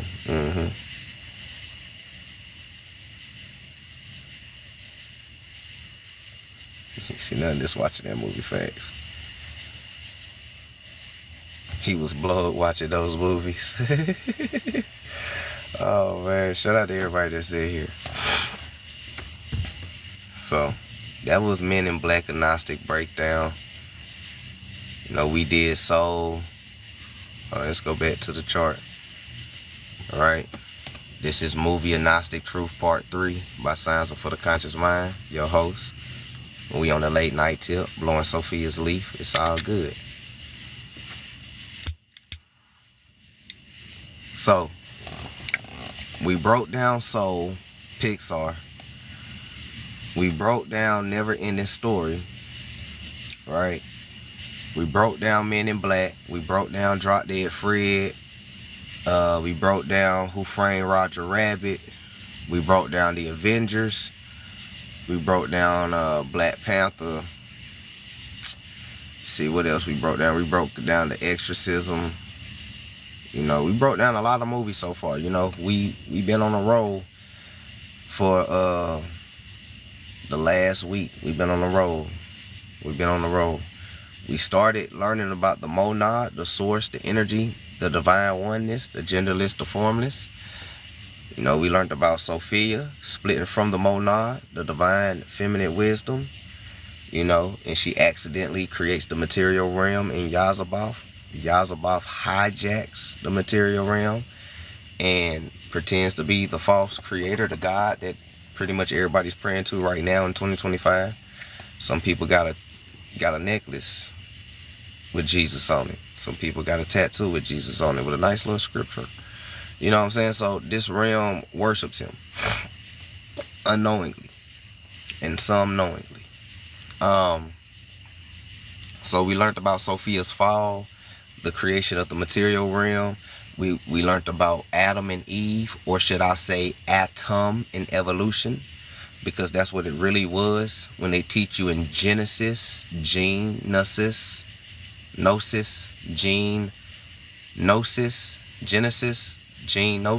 right? The knowledge of genes. Okay, so peep gang, don't let it go over your head. So we learned about atom, right, in evolution. And we learned that Sophia, the divine wisdom, the monad, blew breath or the divine wisdom or soul into the creation, right? Because Yazaboth can't create or give life, right? He can only like create vessels, okay? He can only create vessels, but he can't give the divine spark. He can't give the soul. So this is why on earth you have those of us with a soul and you have those who are soulless. Those who are soulless are children of Yazaboth. Those who have a soul come from the monad in Sophia, right? So peep guys, so we broke all that down this week. You know, we got real deep with the Gnostic text, man. We broke out the secret gospels of John. We broke out the secret gospels of Jesus, right? We broke out another gospel too. I can't think about it, but we broke out another gospel too. We also learned about daemons, jinn. We learned that they invert your whole reality. And you know what's crazy about them inverting your whole reality is that the simplest answer and solution that everybody's always been asking for inside the black community is, how do we win? Okay, we understand the problem. What's the solution? Once you learn that they inverted your reality and your perception of the world, all you gotta do is flip it back. Once you flip it back, you regain your power. They flipped it and told you the story backwards to cause confusion, because the archons are the authors of confusion. But lucky for you, you are born with intelligence and a divine spark of wisdom that you can see through the bullshit once you wake up and tap in, and you can flip it back to how it's supposed to be. And this is what they fear. So when the FBI created the COINTEL document, and they tell you, number 4 on the document, the purpose of the COINTEL is to prevent the rise of the Messiah, they're not talking about a one person that's going to save everybody in the black community. They're not talking about one person. And most people read that and thought that they was looking for one person, right? And they were, Malcolm X was the Messiah. Nah, agnostically, because these are archons, agnostically, the word Messiah is a title, and it means collective. So when you read the CIA document of COINTEL, number 4 in the document, when it says to prevent the rise of the Messiah, or the black Messiah, they are literally trying to prevent the rise of the Christ consciousness that is in black Americans, because we have the soul. Because when you do the etymology of soul, and you go to definition number 2, it's going to tell you black Americans. They're going to say soul is an instinctive quality and an attribute that is felt amongst black Americans. Hence why they have soul food, soul music. They call each other soul sister, soul brother, soul people, children of the sun, soul this and soul that, right? So we are literally the embodiment of the divine spark. You just forgot because this government neuralized you. But we're going to let it breathe right there, though. So shout out to everybody that's in here, man. I appreciate y'all for tuning in. That's how you read movies. I'm not going to break down movies and be like, look at that Illuminati symbol. Oh, checkerboard floor. Oh, my God. I'm not about to do that. That's surface level. We're going to break down these movies, and we're going to find the truth and the answer that you can apply to real life. Because they put the answers inside the movie, too. For real. They put the answers inside the movie. But because you only pay attention to the surface level of the movie, you don't see none of that. You just be like, damn, that was a good movie. And you go on about your day. But they put the solutions in it. All movies is about trauma, fear, and ego. The main character in the story, once they overcome their fear, their trauma, and their ego, they survive in the movie. The world's a stage, and everybody's a character and an actor inside this world. That's a stage, play, peep, game. So once you get over your fear, your trauma, and your ego, you'll come out victorious for real, or will come out victorious for real. But we gotta stop indulging in stuff that reinforces the trauma, reinforces the fear, and reinforces the ego. We have to detox for those ways. And we have to do the opposite. Stop being fearful, be brave. Okay? Stop living in your ego, your survival mode, and start living for real. All right?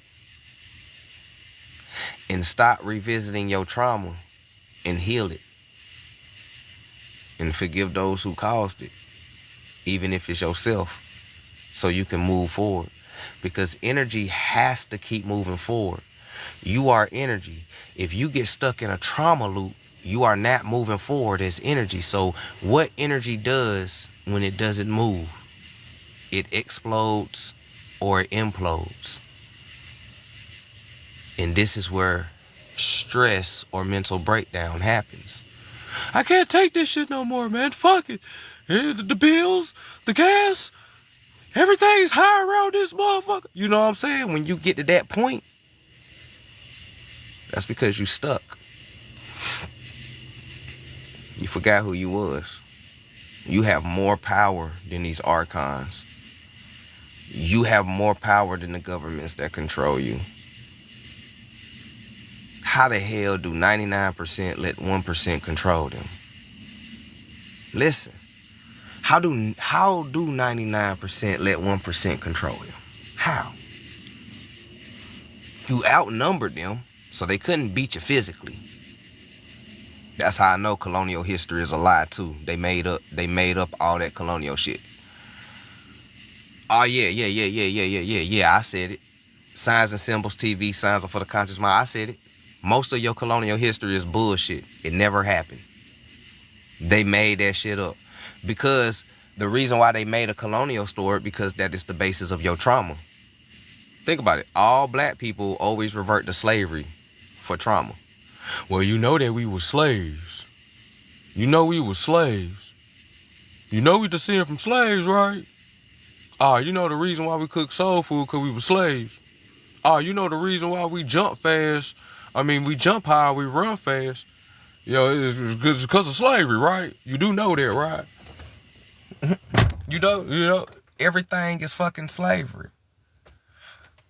That's because for one, you have to create a colonial story, which is the starting point of the trauma for the people that you're trying to induce it on.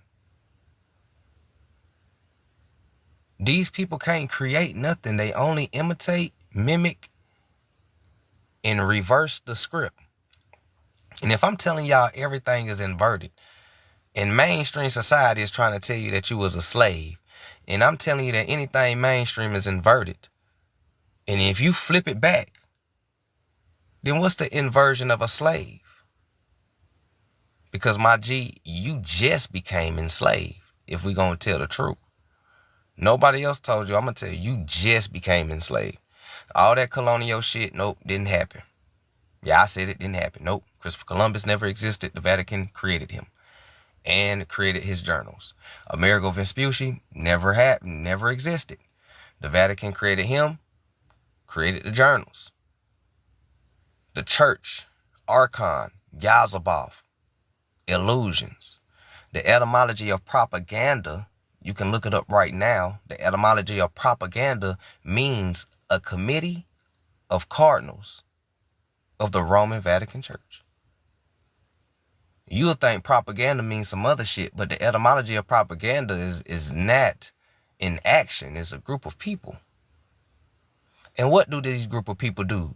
They propagate propaganda.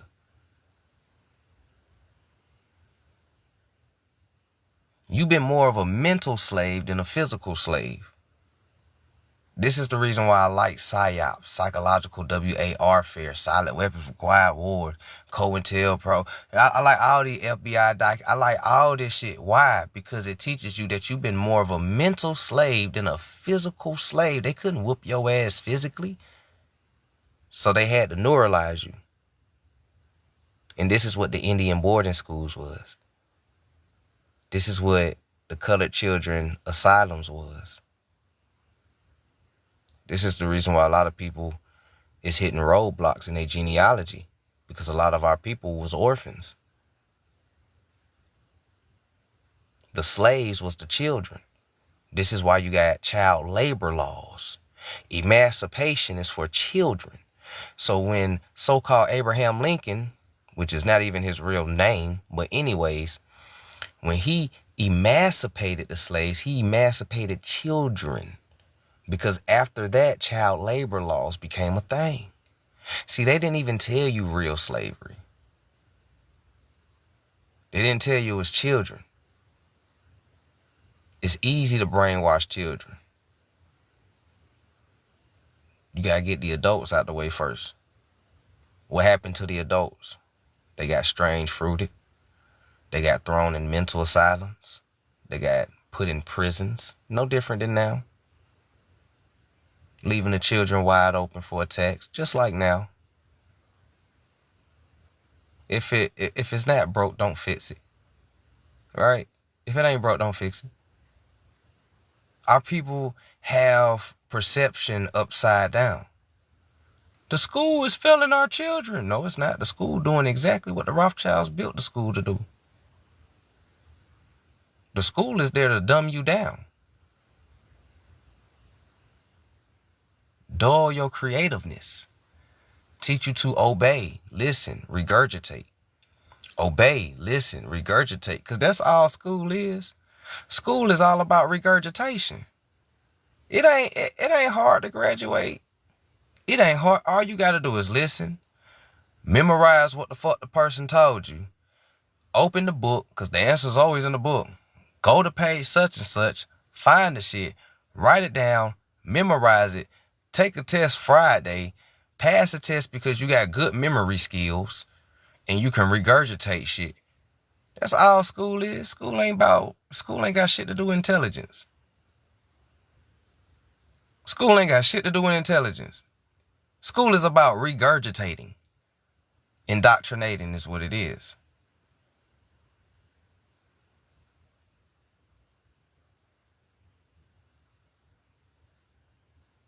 This is why if you was to take a genius, a so-called genius inside the indoctrination realm, and you put his ass inside the woods and tell him to survive using your intelligence, he will fail. Because school ain't teach him how to survive with his intelligence. They just taught him to regurgitate good. So you can get a nice plantation job. Real talk. You go to school to become a slave. Why you think they call careers fields of work? Hey, what's your field of work? I'm a nurse. Okay. Hey, what's your field of work? I'm in the warehouse, homie. Okay. Hey, what's your field of work? I'm a truck driver. Hey, what's your field of work? Why you think they call your career fields? Because you're still a slave in a plantation. They never told you what slavery really was. That's the jug. That's the jug. They never taught you what. Man, look, you still a slave. You just drive up to the plantation in a fancy car. Niggas be pulling up to their fields of work in a Challenger with 1,000 horsepower. You just pulled up to the plantation with 1,000 horses. That's all I heard. You be pulling up to your job, the plantation, in a Mustang. Oh, this motherfucker got 350 horsepower. All I'm hearing is you pulled up to your plantation with 350 horses. Kind of sound like colonial. Oh, shit, you still in colonial times. Because you still a slave. You still a slave. This the reason why you ain't gonna get reparations. Because you still a slave. Niggas gonna be fighting for reparations for a long time. They not gonna give it to you. You ain't free, nigga. For one, you call yourself black. For those who don't know, by law, black is a second-class citizenship. So calling yourself a second-class citizen ain't about to give you shit in this Archon reality. I'm sorry. But once you understand the game, you know how to play it.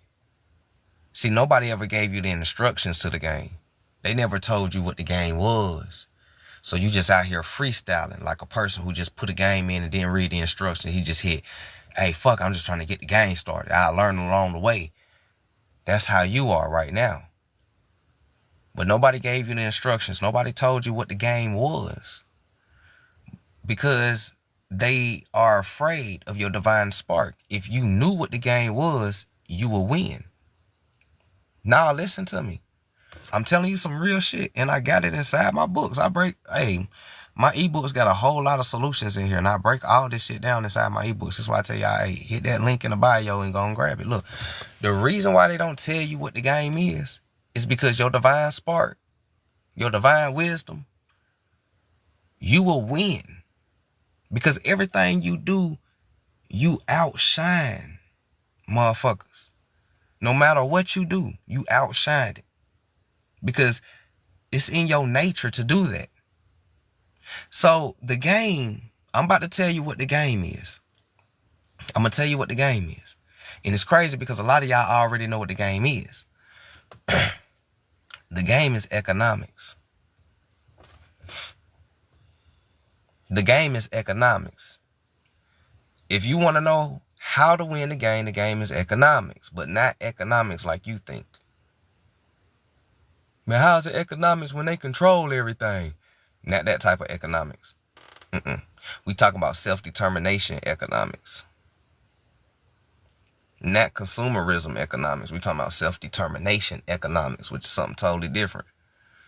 Self-determination economics is when you build your own shit for your own self, living off grid by yourself or with your community of people. It's best to do it with a group and a unity, and it's a group of people that say fuck this system, bro. Because you don't have to play this motherfucking game. You can say fuck it and stop playing at any time. But most of our people don't want to stop playing the game because they don't know how to survive without the game. Okay, that's cool, bro, but if I go off grid, how the fuck I'm gonna eat? Where the grocery store? Where the gas station? For one, you're gonna plant your own food and vegetation, and you're gonna become one with earth again and become a farmer like your ancestors was, nigga. That's how you gonna eat. You feel me? What about electricity and shit? Solar panels. Electricity is all around you. In the ethers, in the sun, in the moonlight. Solar panels. That's your electricity.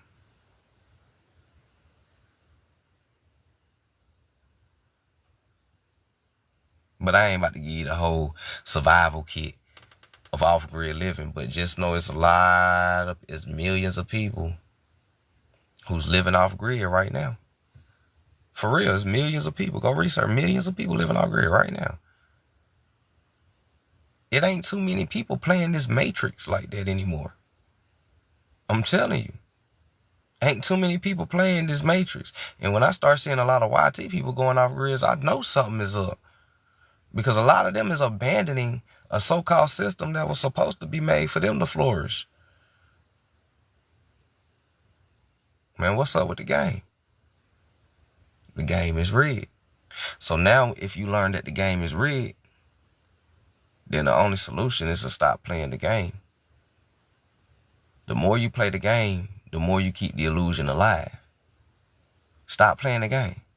A PS5 can't play itself. It needs you holding a controller for the game to be played. But if you put the controller down, cut that bitch off, and go do something else, there is no game. And that's the power that they don't want you to understand. That you have the power to say no. I don't want to play no more. And you don't have to. Because they don't have no control over you.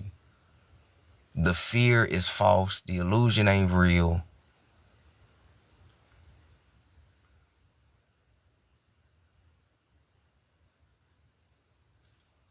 Peep game.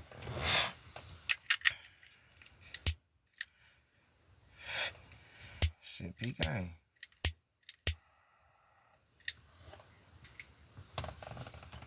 Shout out to everybody that's here, bro. I appreciate y'all for tuning in, bro. Peace, peace. Welcome to Science and Symbols TV. Peep game. The luxury has us comfort. And that, and because people have a false sense of what God is. This matrix taught people to look outside themselves for God. This system taught people to look for a specific person to save them. People is waiting for the skies to crack and somebody to come down with, black with a white afro and shit. Man, all of that is symbolic for you. us coming together. Ain't nobody about to come from the sky and save us. Only people that's gonna save us is us. I just told y'all who the savior and the hero is. It's us. We just like the movies. You gotta stop being fearful. You gotta kill your ego. And you gotta get over your trauma. And you gotta raise your vibration. And you gotta be brave. That right there, you will come out the victor of the story every time. They tell you the solution in the movies too. Because they gotta tell you the truth. But they don't have to tell you the truth bluntly. This is why they put it in code.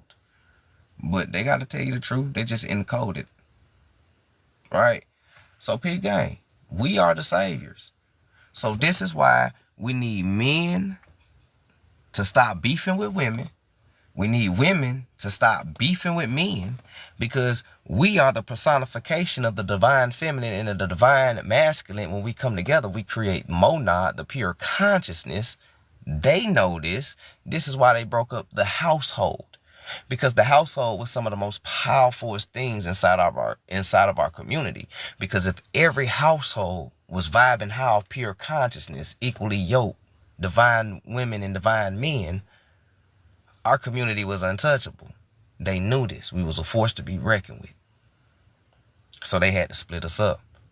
They had to turn us against each other.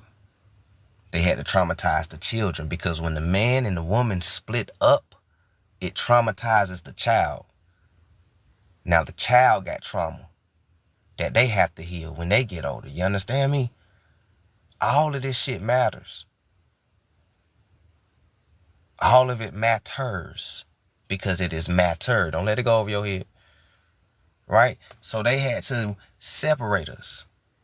They had to infiltrate us, right? They had to send parasitical, melanated people who look like us, but not us, inside of our communities, and sent whispers and temptations inside of our communities to make us go against each other. That is the age-old COINTELPRO. You feel me? But now, since we understand that, we need to do better, because we understand that now, right? We understand that they put the crabs in the barrel. You can't be mad at the crabs in the barrel, be mad at the people who put the crabs in the barrel in the first place. So we know who did it. Now, it's time for us to start healing our communities, healing our children, reteaching and educating our children, because all that shit they teach our children in school is bullshit. Ain't nobody evolved from no monkey. I haven't seen no monkey turn into a black man or a white man yet. And I'm still waiting on it. But we still got these same ass gorillas that's doing the same ass sign language and asking for bananas and shit. All right, come on, man. Stop playing with me. Niggas ain't come from no monkeys. No damn primates and gorillas and shit like that, man. Stop that. Stop that. If anything, your ass came from the oceans, from an amphibian or a reptile, more likely. But anyways, we ain't gonna go that far. Right? So we gotta re-educate our own children. We gotta teach our children about COINTEL. Ain't nothing wrong with your child learning this. They are being attacked from the moment they go to pre-K, Archon school. They are being attacked. So we have to give our children the instructions so they can navigate when they are not around us inside of this damn realm. So ain't nothing wrong with that. Teach your kids what you didn't know about what you just learned. Because if they know, they can learn how to navigate, and they won't be lost in the sauce like a whole generation of young kids is right now, because they didn't know how to navigate this archonic world. They got sucked in by the low vibrational, hypnotizing music. Peep gang. We're going to let it breathe for a second, though. You don't want to talk too much on TikTok. What's happening, Cherokee? God in the building. Peace, peace. Y'all good? Y'all straight, though? I appreciate y'all for tuning in. I said, man, if y'all like that type of information, man, y'all already know what it is. Hit that link in the bio. Grab you a copy. Reclaiming Our Consciousness, Part 2.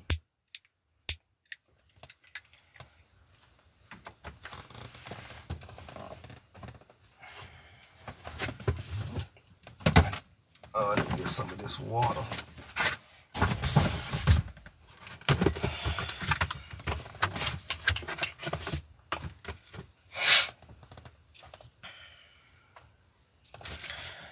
Get some of this Voss. I feel real bougie. For real. I feel real bougie, boy. We got some of this Voss water. You know what I'm saying? We getting some of that Voss. That artesian water, right? And it's in a glass bottle. So if y'all don't know, you're supposed to be drinking water out of a glass bottle. Why drink water out of a glass bottle? Because technically, supposedly, glass, and not just glass, but other types of material other than plastic keeps the water alive long enough for, you know, until it hits your body so you can ingest it. Most all this plastic bottled water that everybody's drinking is dead water, right? It has no memory, has no energy, you know, all that type of stuff. So we're supposed to be drinking alive water, H3O if you can get it, or hydrogen water, or, you know, water that's in glass or whatever, you know. So that's just a little side gem. That's just a little side gem. And y'all better stop drinking that damn Dasani water too. I know some people still drinking Dasani. I know some of y'all still drinking Dasani because Dasani's still in business. So y'all need to stop drinking that. You might as well drink tap water. For real, you might as well drink tap water. Drinking Dasani.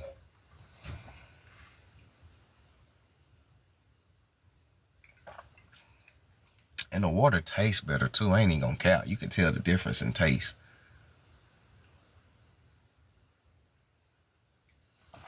Dasani, Aquafina, all of those are horrible waters. You might as well drink out the toilet water. For real, you might as well drink out the toilet. For real. All of those are horrible.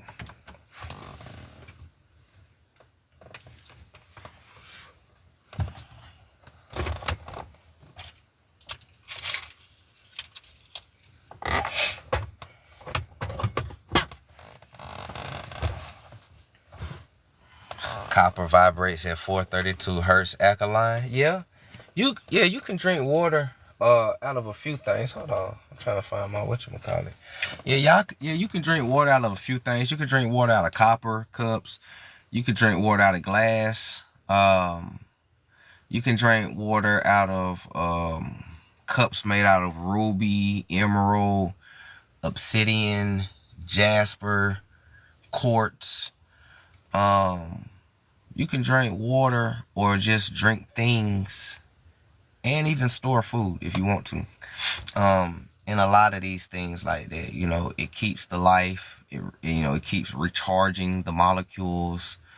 And a lot of stuff stay preserved a lot longer, believe it or not, you know, versus storing your stuff in plastic all the time. Because, you know, with plastic, a lot of stuff happens, especially when you re-warm it up in plastic. And yeah, man, release all type of chemicals and shit, and you ingesting it.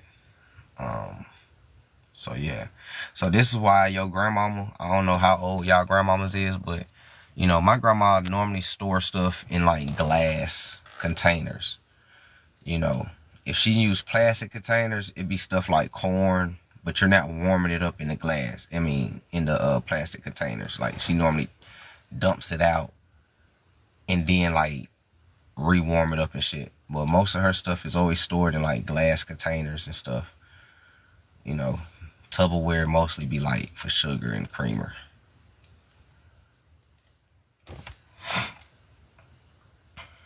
Yep.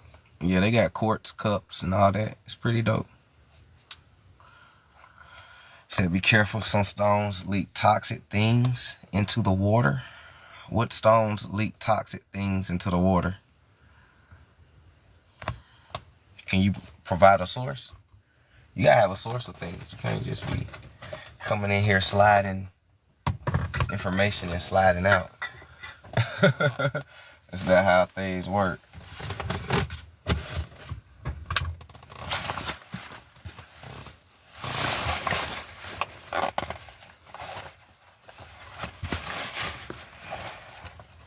That boy say Glade is the best way to go. Glade what? That boy said Glade is the best way to go. That boy said Google. That figures. Figures, he said Google. Figures.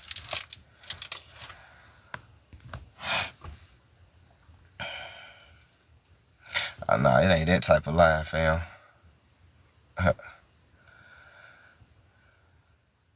Nah, it ain't that type of live. We ain't doing that type of live. This movie, it's about movies and a Gnostic truth. We just having a cool down before I get into the last movie, the bonus movie. So it ain't even one of those lives. I don't know if you really know me, but I don't really bring people up on my panels like that. Yeah, nothing against you, nothing against you. I just like to focus on teaching.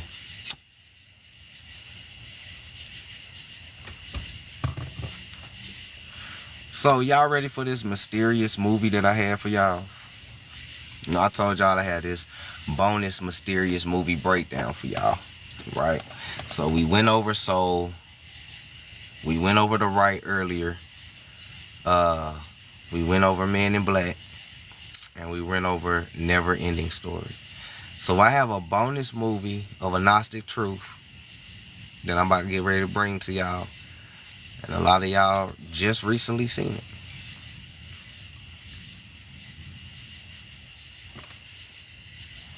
All right. So, without further ado, the bonus movie is Sinners. All right. The bonus movie is Sinners. We're going to do the Gnostic breakdown on Sinners. So shout out to everybody that's in here, man. I appreciate y'all for tapping the screen. Thank you for the likes and love, the gifts. Y'all already know how we get down, how I learn the book club. Hey. She said, I thought so. Yeah, we about to break down Sinners. Agnostically. Right? We ain't really about to break down Sinners like how YouTubers do. Like, oh, look at the Illuminati symbol here. Look at the checker floor here. We do agnostic breakdowns. We don't do Illuminati breakdowns. Especially since we are the Illuminati. The original Illuminati is us, not them. Right? They are archons. They mimic.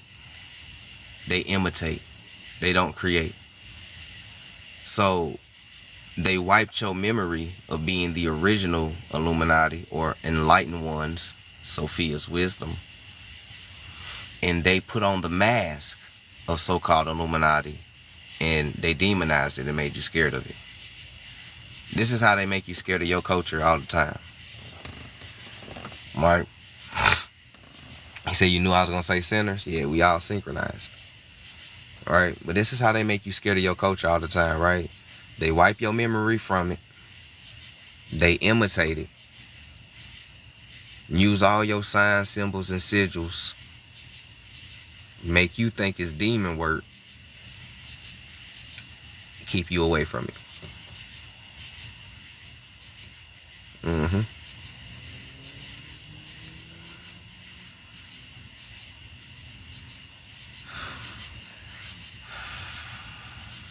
Every time. So now, right? So let's go ahead and get into it, right? Let's go ahead and get into it. So Sinners, 2025 Deep Agnostic Movie Breakdown. All right. Starring Michael B. Jordan, playing double roles. The setting is 1930s Mississippi, which is a spiritual battleground in the material realm. For those who know, you know, Mississippi, spiritual battlegrounds, right? Shout out to the mound builders, huh? All right, so peep gang. So the main agnostic theme of the movie is the Matrix feeds on forgotten gods. Okay? The main agnostic theme is that the Matrix feeds on forgotten gods. In Sinners, the vampires aren't just undead. They're time-looping parasites. They're archons feeding on divine memory, cultural rhythms, and soul inheritance. Woo. The triple Ks is a material army of the Demiurge. The juke joint is the lost temple of Sophia, hence the vibrating with gnosis through music, aka soul music, right? Because it was that jazz. All right. So the juke joint is the temple of Sophia, hence why the demiurges couldn't come in for real unless they was invited, which is your consent. Don't let it go over your head. So now we about to decode the characters. Y'all with me so far? I don't want to lose nobody. Y'all good? Y'all straight? Y'all with me?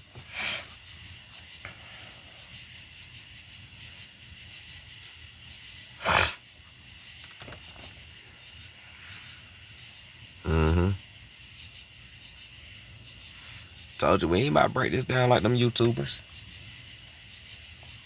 All right, we're going to get a Gnostic with it. All right. So now, decoding the characters. All right. So smoke is the unalivened eon. Right.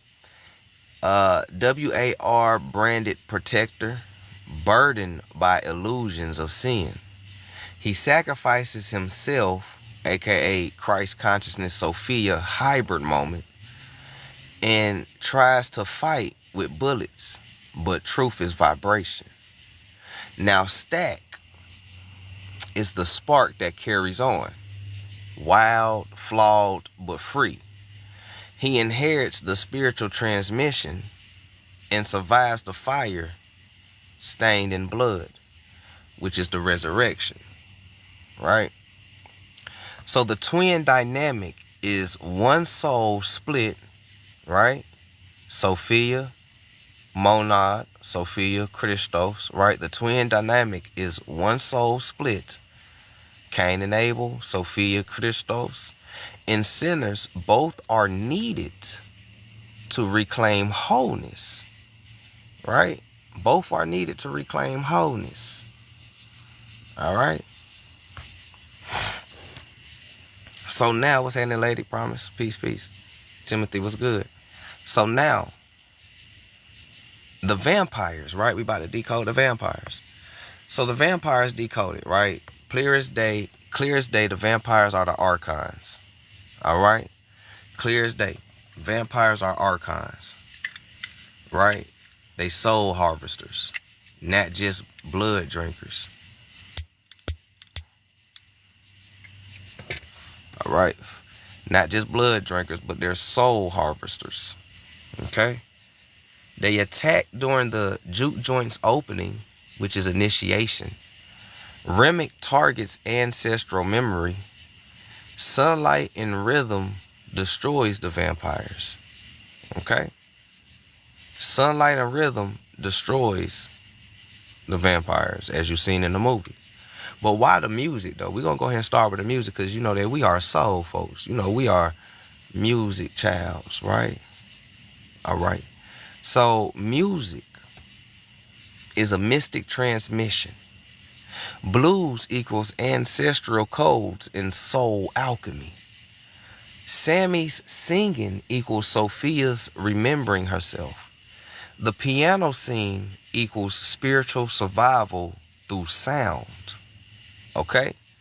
So post-credits revelation, Stack survives, Juke Joint burns, Vampire King is dead, in the system, police /3Ks shows up late, and they were never protectors. The only true saviors are those who remember and resist. Okay? Those who remember and resist. So now, the summary, right? Symbology of the characters and the esoteric meaning of them. So once again, smoke resembles Sophia's sorrow or Christ's protector. Stack resembles divine spark carried into the future. Vampires resemble archons feeding on culture and memory. The juke joint is a symbol of hidden temple and soul transmission. Music is a symbol of gnosis, inner knowledge, or knowledge via frequency and vibration. The police plus the 3Ks is the Demiurge's foot soldiers, of course. The fire finale equals the purification of the illusion. And the blues notes is the time loop of encrypted memory. So the final bar for the live that I want to give y'all is that they told you sinners were criminals, but the real sin is forgetting who you are. The vampires feed on the bodies, like the archons feed on your culture, rhythm, and voice. And in this story, the sinners are really the saints returning in disguise, because they always demonize Christ consciousness. All right? They always demonize Christ consciousness. So,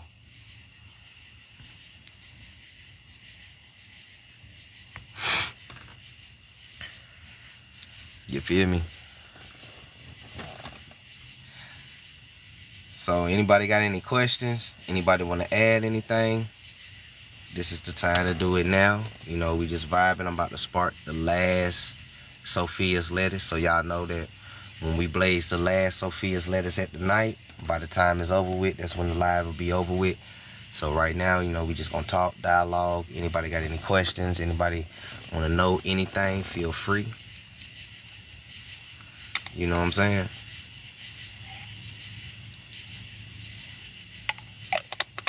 Start hitting them with that real like that, man. Look.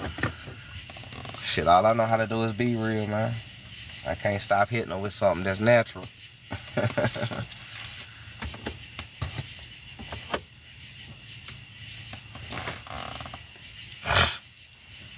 Anybody got any movie breakdown requests? Feel free to put them in the comments. You know, this is pretty much gonna be a 10-part series. So we on part number 3.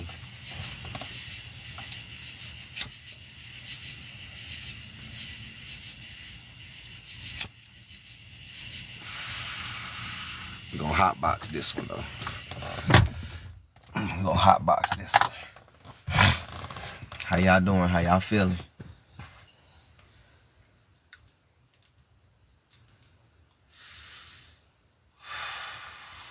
Fourth paper plane in. Facts. Higher Learning Book Club. Cushion coffee in the morning, but we at night right now. Roll it if you got it. Higher Learning Book Club. You already know how we get down.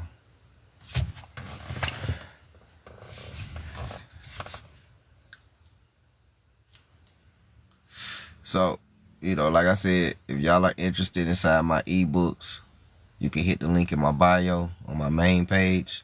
The link is right there. We got Reclaiming Our Consciousness Part 1, Reclaiming Our Consciousness Part 2, dealing with the Monad and Sophia breakdowns in the Gnostic text. And I got the Gospel of Jesus inside that book, so it's a book within a book. And we also have Eclipses in America. Eclipses means the unveiling, meaning we are unveiling the truth in America, right? That's a history breakdown. Everything you want to know about genealogy, colonial times, American Indians, Moors, Sephardic Jews, etc., it's all inside that book. Reclaiming Our Consciousness is more of a spirituality, quantum physics, metaphysics, breaking down demons, daemons, how they weaponize the spiritual realm against Black Americans, how they manipulate the vibrations and frequencies. We get into COINTELPRO, we get into holograms, holographic universe simulations, we get into silent weapons for quiet wars. You know, we get into a whole lot when we talk about reclaiming our consciousness. You know, a lot of stuff I can't even talk about on TikTok for real. So y'all know how that shit go. So, you know, if y'all are interested and y'all like to read, y'all like books, and y'all like to feed your brain with powerful information, hit the link in the bio. You know what I'm saying? I appreciate all the support. Shout out to everybody who didn't purchase the book already. I'm glad that y'all enjoying the book. Appreciate the reviews. The 5-star ratings and everything. Seeing said it's very good. I appreciate it. I appreciate it. I appreciate it. I'm glad you're enjoying the book.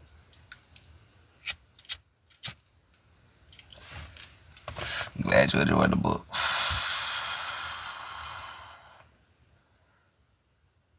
You got to get part 2. You still on the first one? Facts, facts. Hey, it's up there whenever you ready. You know, part 2 is there.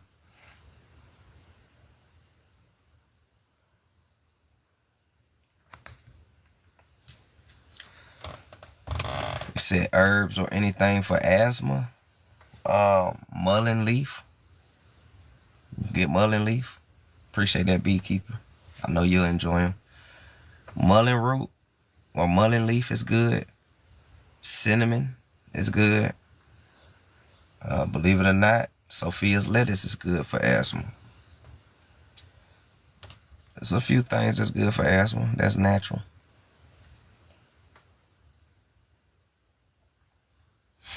Asthma is just a lot of, so if you having a problem with asthma, then you want a lot of herbs that deal with anti-inflammatory, right? And lung cleansing.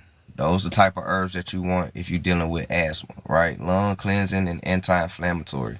Because what asthma and bronchitis is, it's just your lungs being inflamed, right? Whether it's the dust that's doing it, the pollen that's doing it, you know, cat fur, whatever. It's irritating your lungs and it's causing them to be inflamed. So what you want to do is you want to incorporate anti-inflammatories into your daily diet, and you want to get lung cleansing, right? Lung cleansing, lung detox, you know, mullein leaf, burdock root, you know, some ashwagandha. You want to get some spearmint.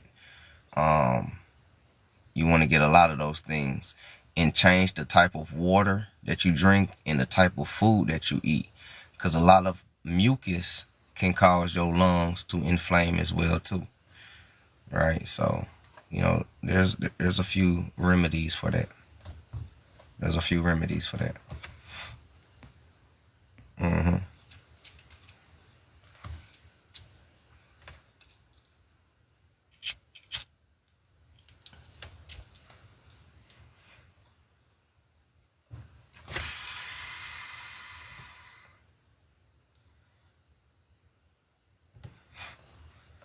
Appreciate everybody for hitting that follow button too, man. If you're new to the page and you like this type of content, go ahead and hit that follow button, hit that plus button so you'll be notified every time I go live. I really do appreciate y'all for tuning in from beginning to finish.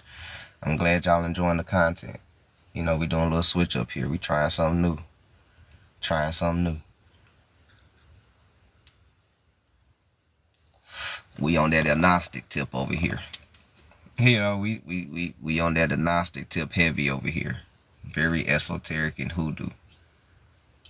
Very indigenously. So shout out to everybody that's in here. Anybody else got any questions? Anybody else want to know anything? Anybody else have a movie request breakdown for in the future? Or for tomorrow? Tomorrow morning be more of a recap of, you know, pretty much all the movies tomorrow morning. But if y'all have any requests, feel free to put them in there. You know, we do animes, we do horror movies, you know, we do suspense and psychological movies.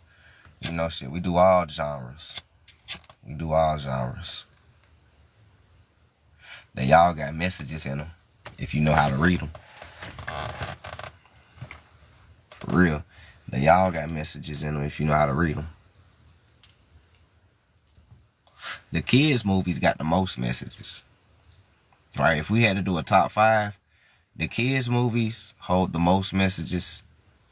Comedy movies hold the second messages. Sci-fi and psychological movies hold messages. Horror movies hold messages.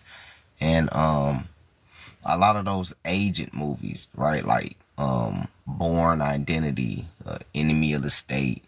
You know, a lot of those type of movies hold a lot of agnostic symbolism in it. What about shows? We break down shows too. Yeah, we break down shows. You know, one of the shows I'm gonna break down, because when I do part 4, because tomorrow I'm gonna be working on part 4, so tomorrow gonna be a recap for anybody that missed it. And you know, it's the weekend, you up in the morning.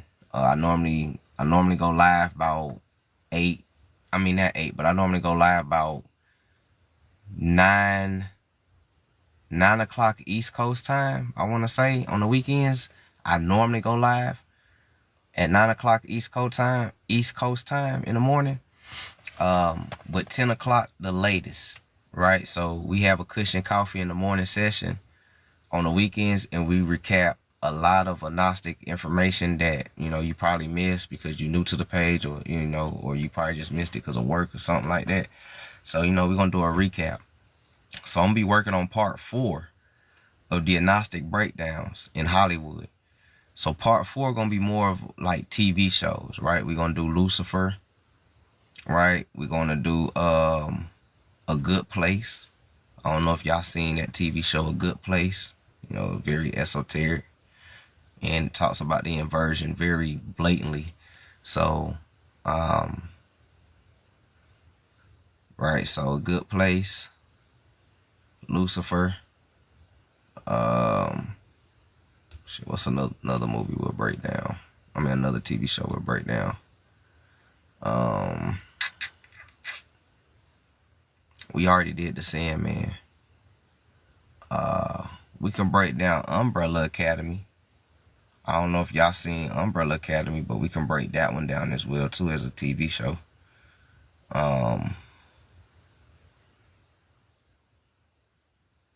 The Haunting of Hill House would be good. We can do that one, cause I like doing horror movies,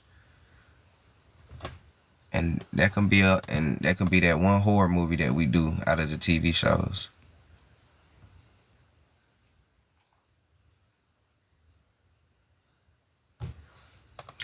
So that's what we'll be looking forward to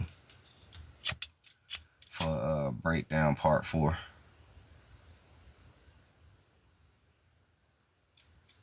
We'll do Lucifer, A Good Place.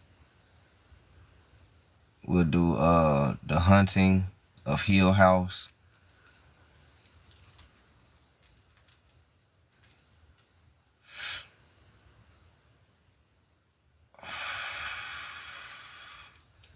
I'm debating on that last one.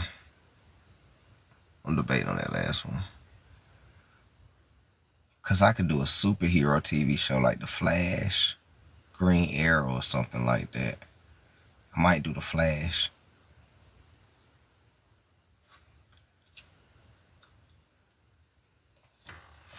You said Sandman? I already broke down Sandman yesterday. I'm sorry you missed it. But if you tune in to me tomorrow morning about 9 or 10 East Coast times, I'll recap it for you.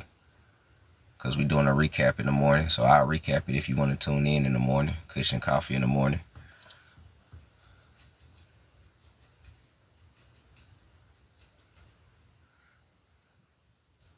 Yeah, you missed it, Beekeeper.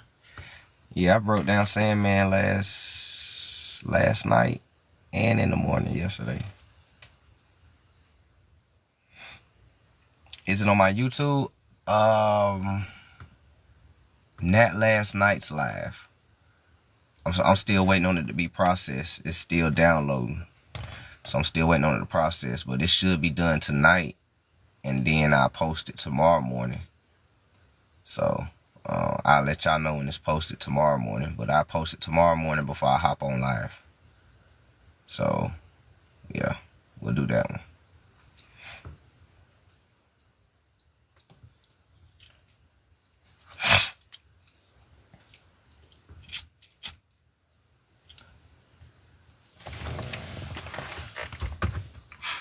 I'm going to say 10. I'm going to say look for me 10 o'clock East Coast time. Because that give me an hour to do and get everything I need, right? Because, you know, I got to fix my coffee. Because y'all know me. I'm a coffee connoisseur, so I got to have my coffee, right? So, I got to have my coffee. So, I'm a coffee connoisseur. So, I normally get up about 8:30. at the crack of morning. Fix my coffee. Get my pre-rolls together. And then I hop on live. So yeah, so 10 o'clock East Coast time for show. Tomorrow morning, cushion coffee in the morning. We'll recap the breakdowns. All right, we'll recap the breakdowns. We'll do Drop Dead Fred. We'll do the Sandman. Excuse me. Excuse me. You know, we'll do the Exorcism movies, The Rite, Exorcism with Linda Blair. We'll do the Avengers. You know, we'll do Who Framed Roger Rabbit, The Mask. You know, we'll do a lot of them. We'll do a lot of them tomorrow morning.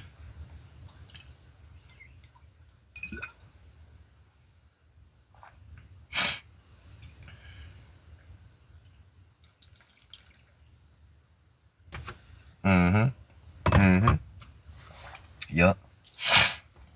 That Exorcist. Yup.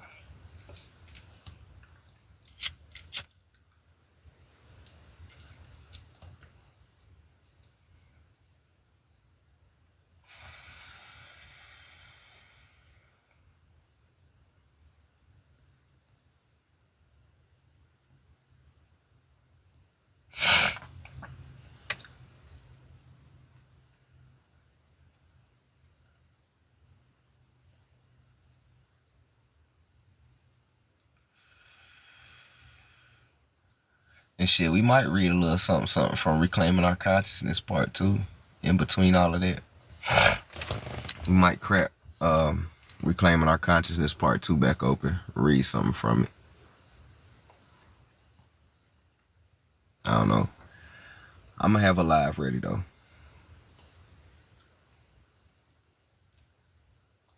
Y'all know me, I'm always gonna have something ready. But how y'all doing though? How y'all feeling? Y'all good? Y'all straight? Y'all enjoyed the live? All the information just digesting right now?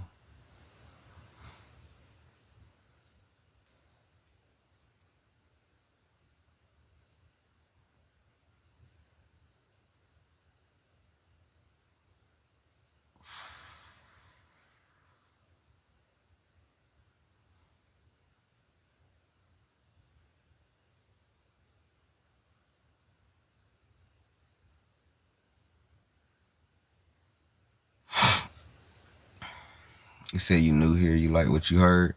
Appreciate that. Appreciate that. Appreciate that. Here at Signs and Symbols TV, you know, Signs are for the conscious mind. The type of content that I make, we talk about any and everything. However far your mind can expand, we touch on it. So if your mind can only go as far as COINTEL, we'll touch on it. If you can only perceive American Indian stuff, we'll touch on it, and we'll probably guide you a little further. Right? If you like spirituality and Gnosticism, alchemy, and all that type of stuff, we talk about that as well too. If you like the universe, the monad, and Sophia, divine wisdom, we talk about that too. So we talk about any and everything. However far your mind can expand, that's what we talk about. Right? We even talk about flat earth outside the ice walls and all that. You know what I'm saying? We very versatile over here. Very versatile. I said y'all good. I'm getting sleepy too, but I gotta finish my Sophia's leaf real quick before I take my slumber into the clouds of the pleroma.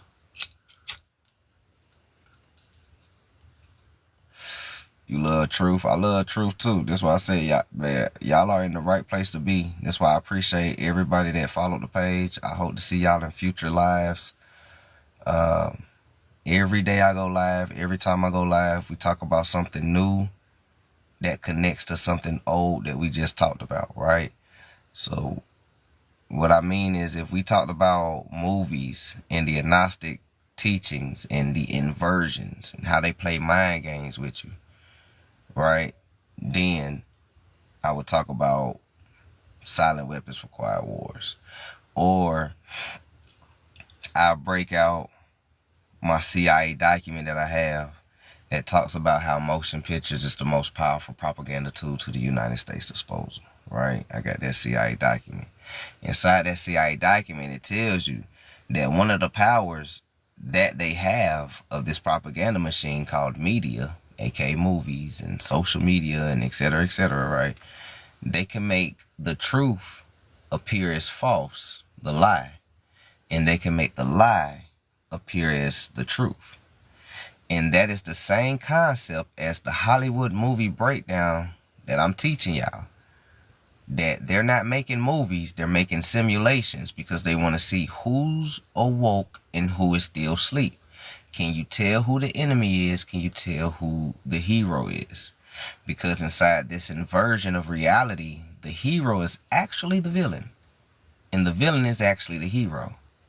So if we was to take this in real life and apply it to every day, and we know that the government and these elite people and all these people are the villains who's pretending to be the heroes, then we got to be the actual heroes that's being vilified and criminalized. The very savior that you've been looking for the whole time is in the mirror.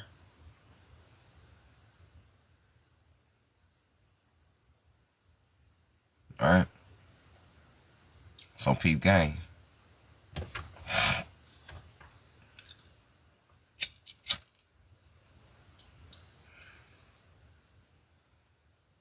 Be gay, be gay.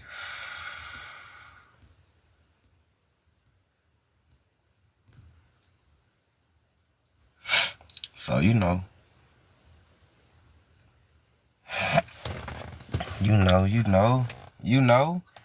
and I'm not here to teach you nothing.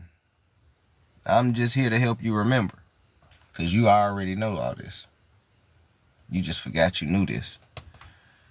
So I'm just a fellow divine spark, trying to ignite the spark into a fellow divine being, because you already knew this. I'm just here to help you remember.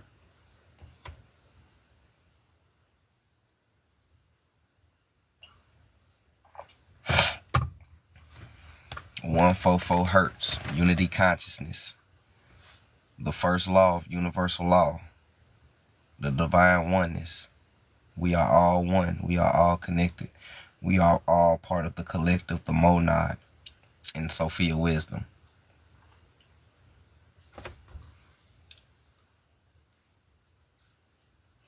I am you. You are me. We are source. PK. Don't let it go over your head.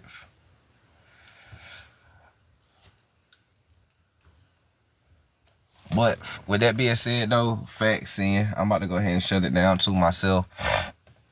So with that being said, I appreciate everybody for tuning in. Thank you for rocking out with me from start to finish. Thank you for the likes, the love, the gifts. Shout out to the subscribers. Shout out to those who grabbed a copy of the book during the live. And shout out to those who will grab a copy of the book. I really do appreciate all the support. You know, all the support goes to more research, more gems, more books being published, future documentaries telling our story and the real history. Because, you know, I know y'all tired of that pseudo shit. So, you know, we just really trying to put our boots on the ground and really wake up and enlighten our people. So I appreciate all the support. Y'all the real MVPs. Y'all already know how I feel. You feel me? So with that being said, before y'all go to sleep and close y'all eyes, vibrate high, peace, prosperity, abundance, gratefulness, and gratitude. Practice appreciativeness and practice serenity. Control what you can control and let go of what you can't control, so you can balance out all karma in your life, whether it's good or bad. Teach the kids what you didn't know. Don't be afraid. They targeting the kids when they're young, so it's on us as guardians to guard our kids' consciousness and guide them through this realm of a matrix, and not just be a pair that rents. You understand me? Don't let that go over your head. All right? With that being said, I'm going to see y'all tomorrow morning, 10 o'clock East Coast times. Cushion coffee in the morning. High Learning Book Club. Roll it if you got it. You know how we get down. Peace.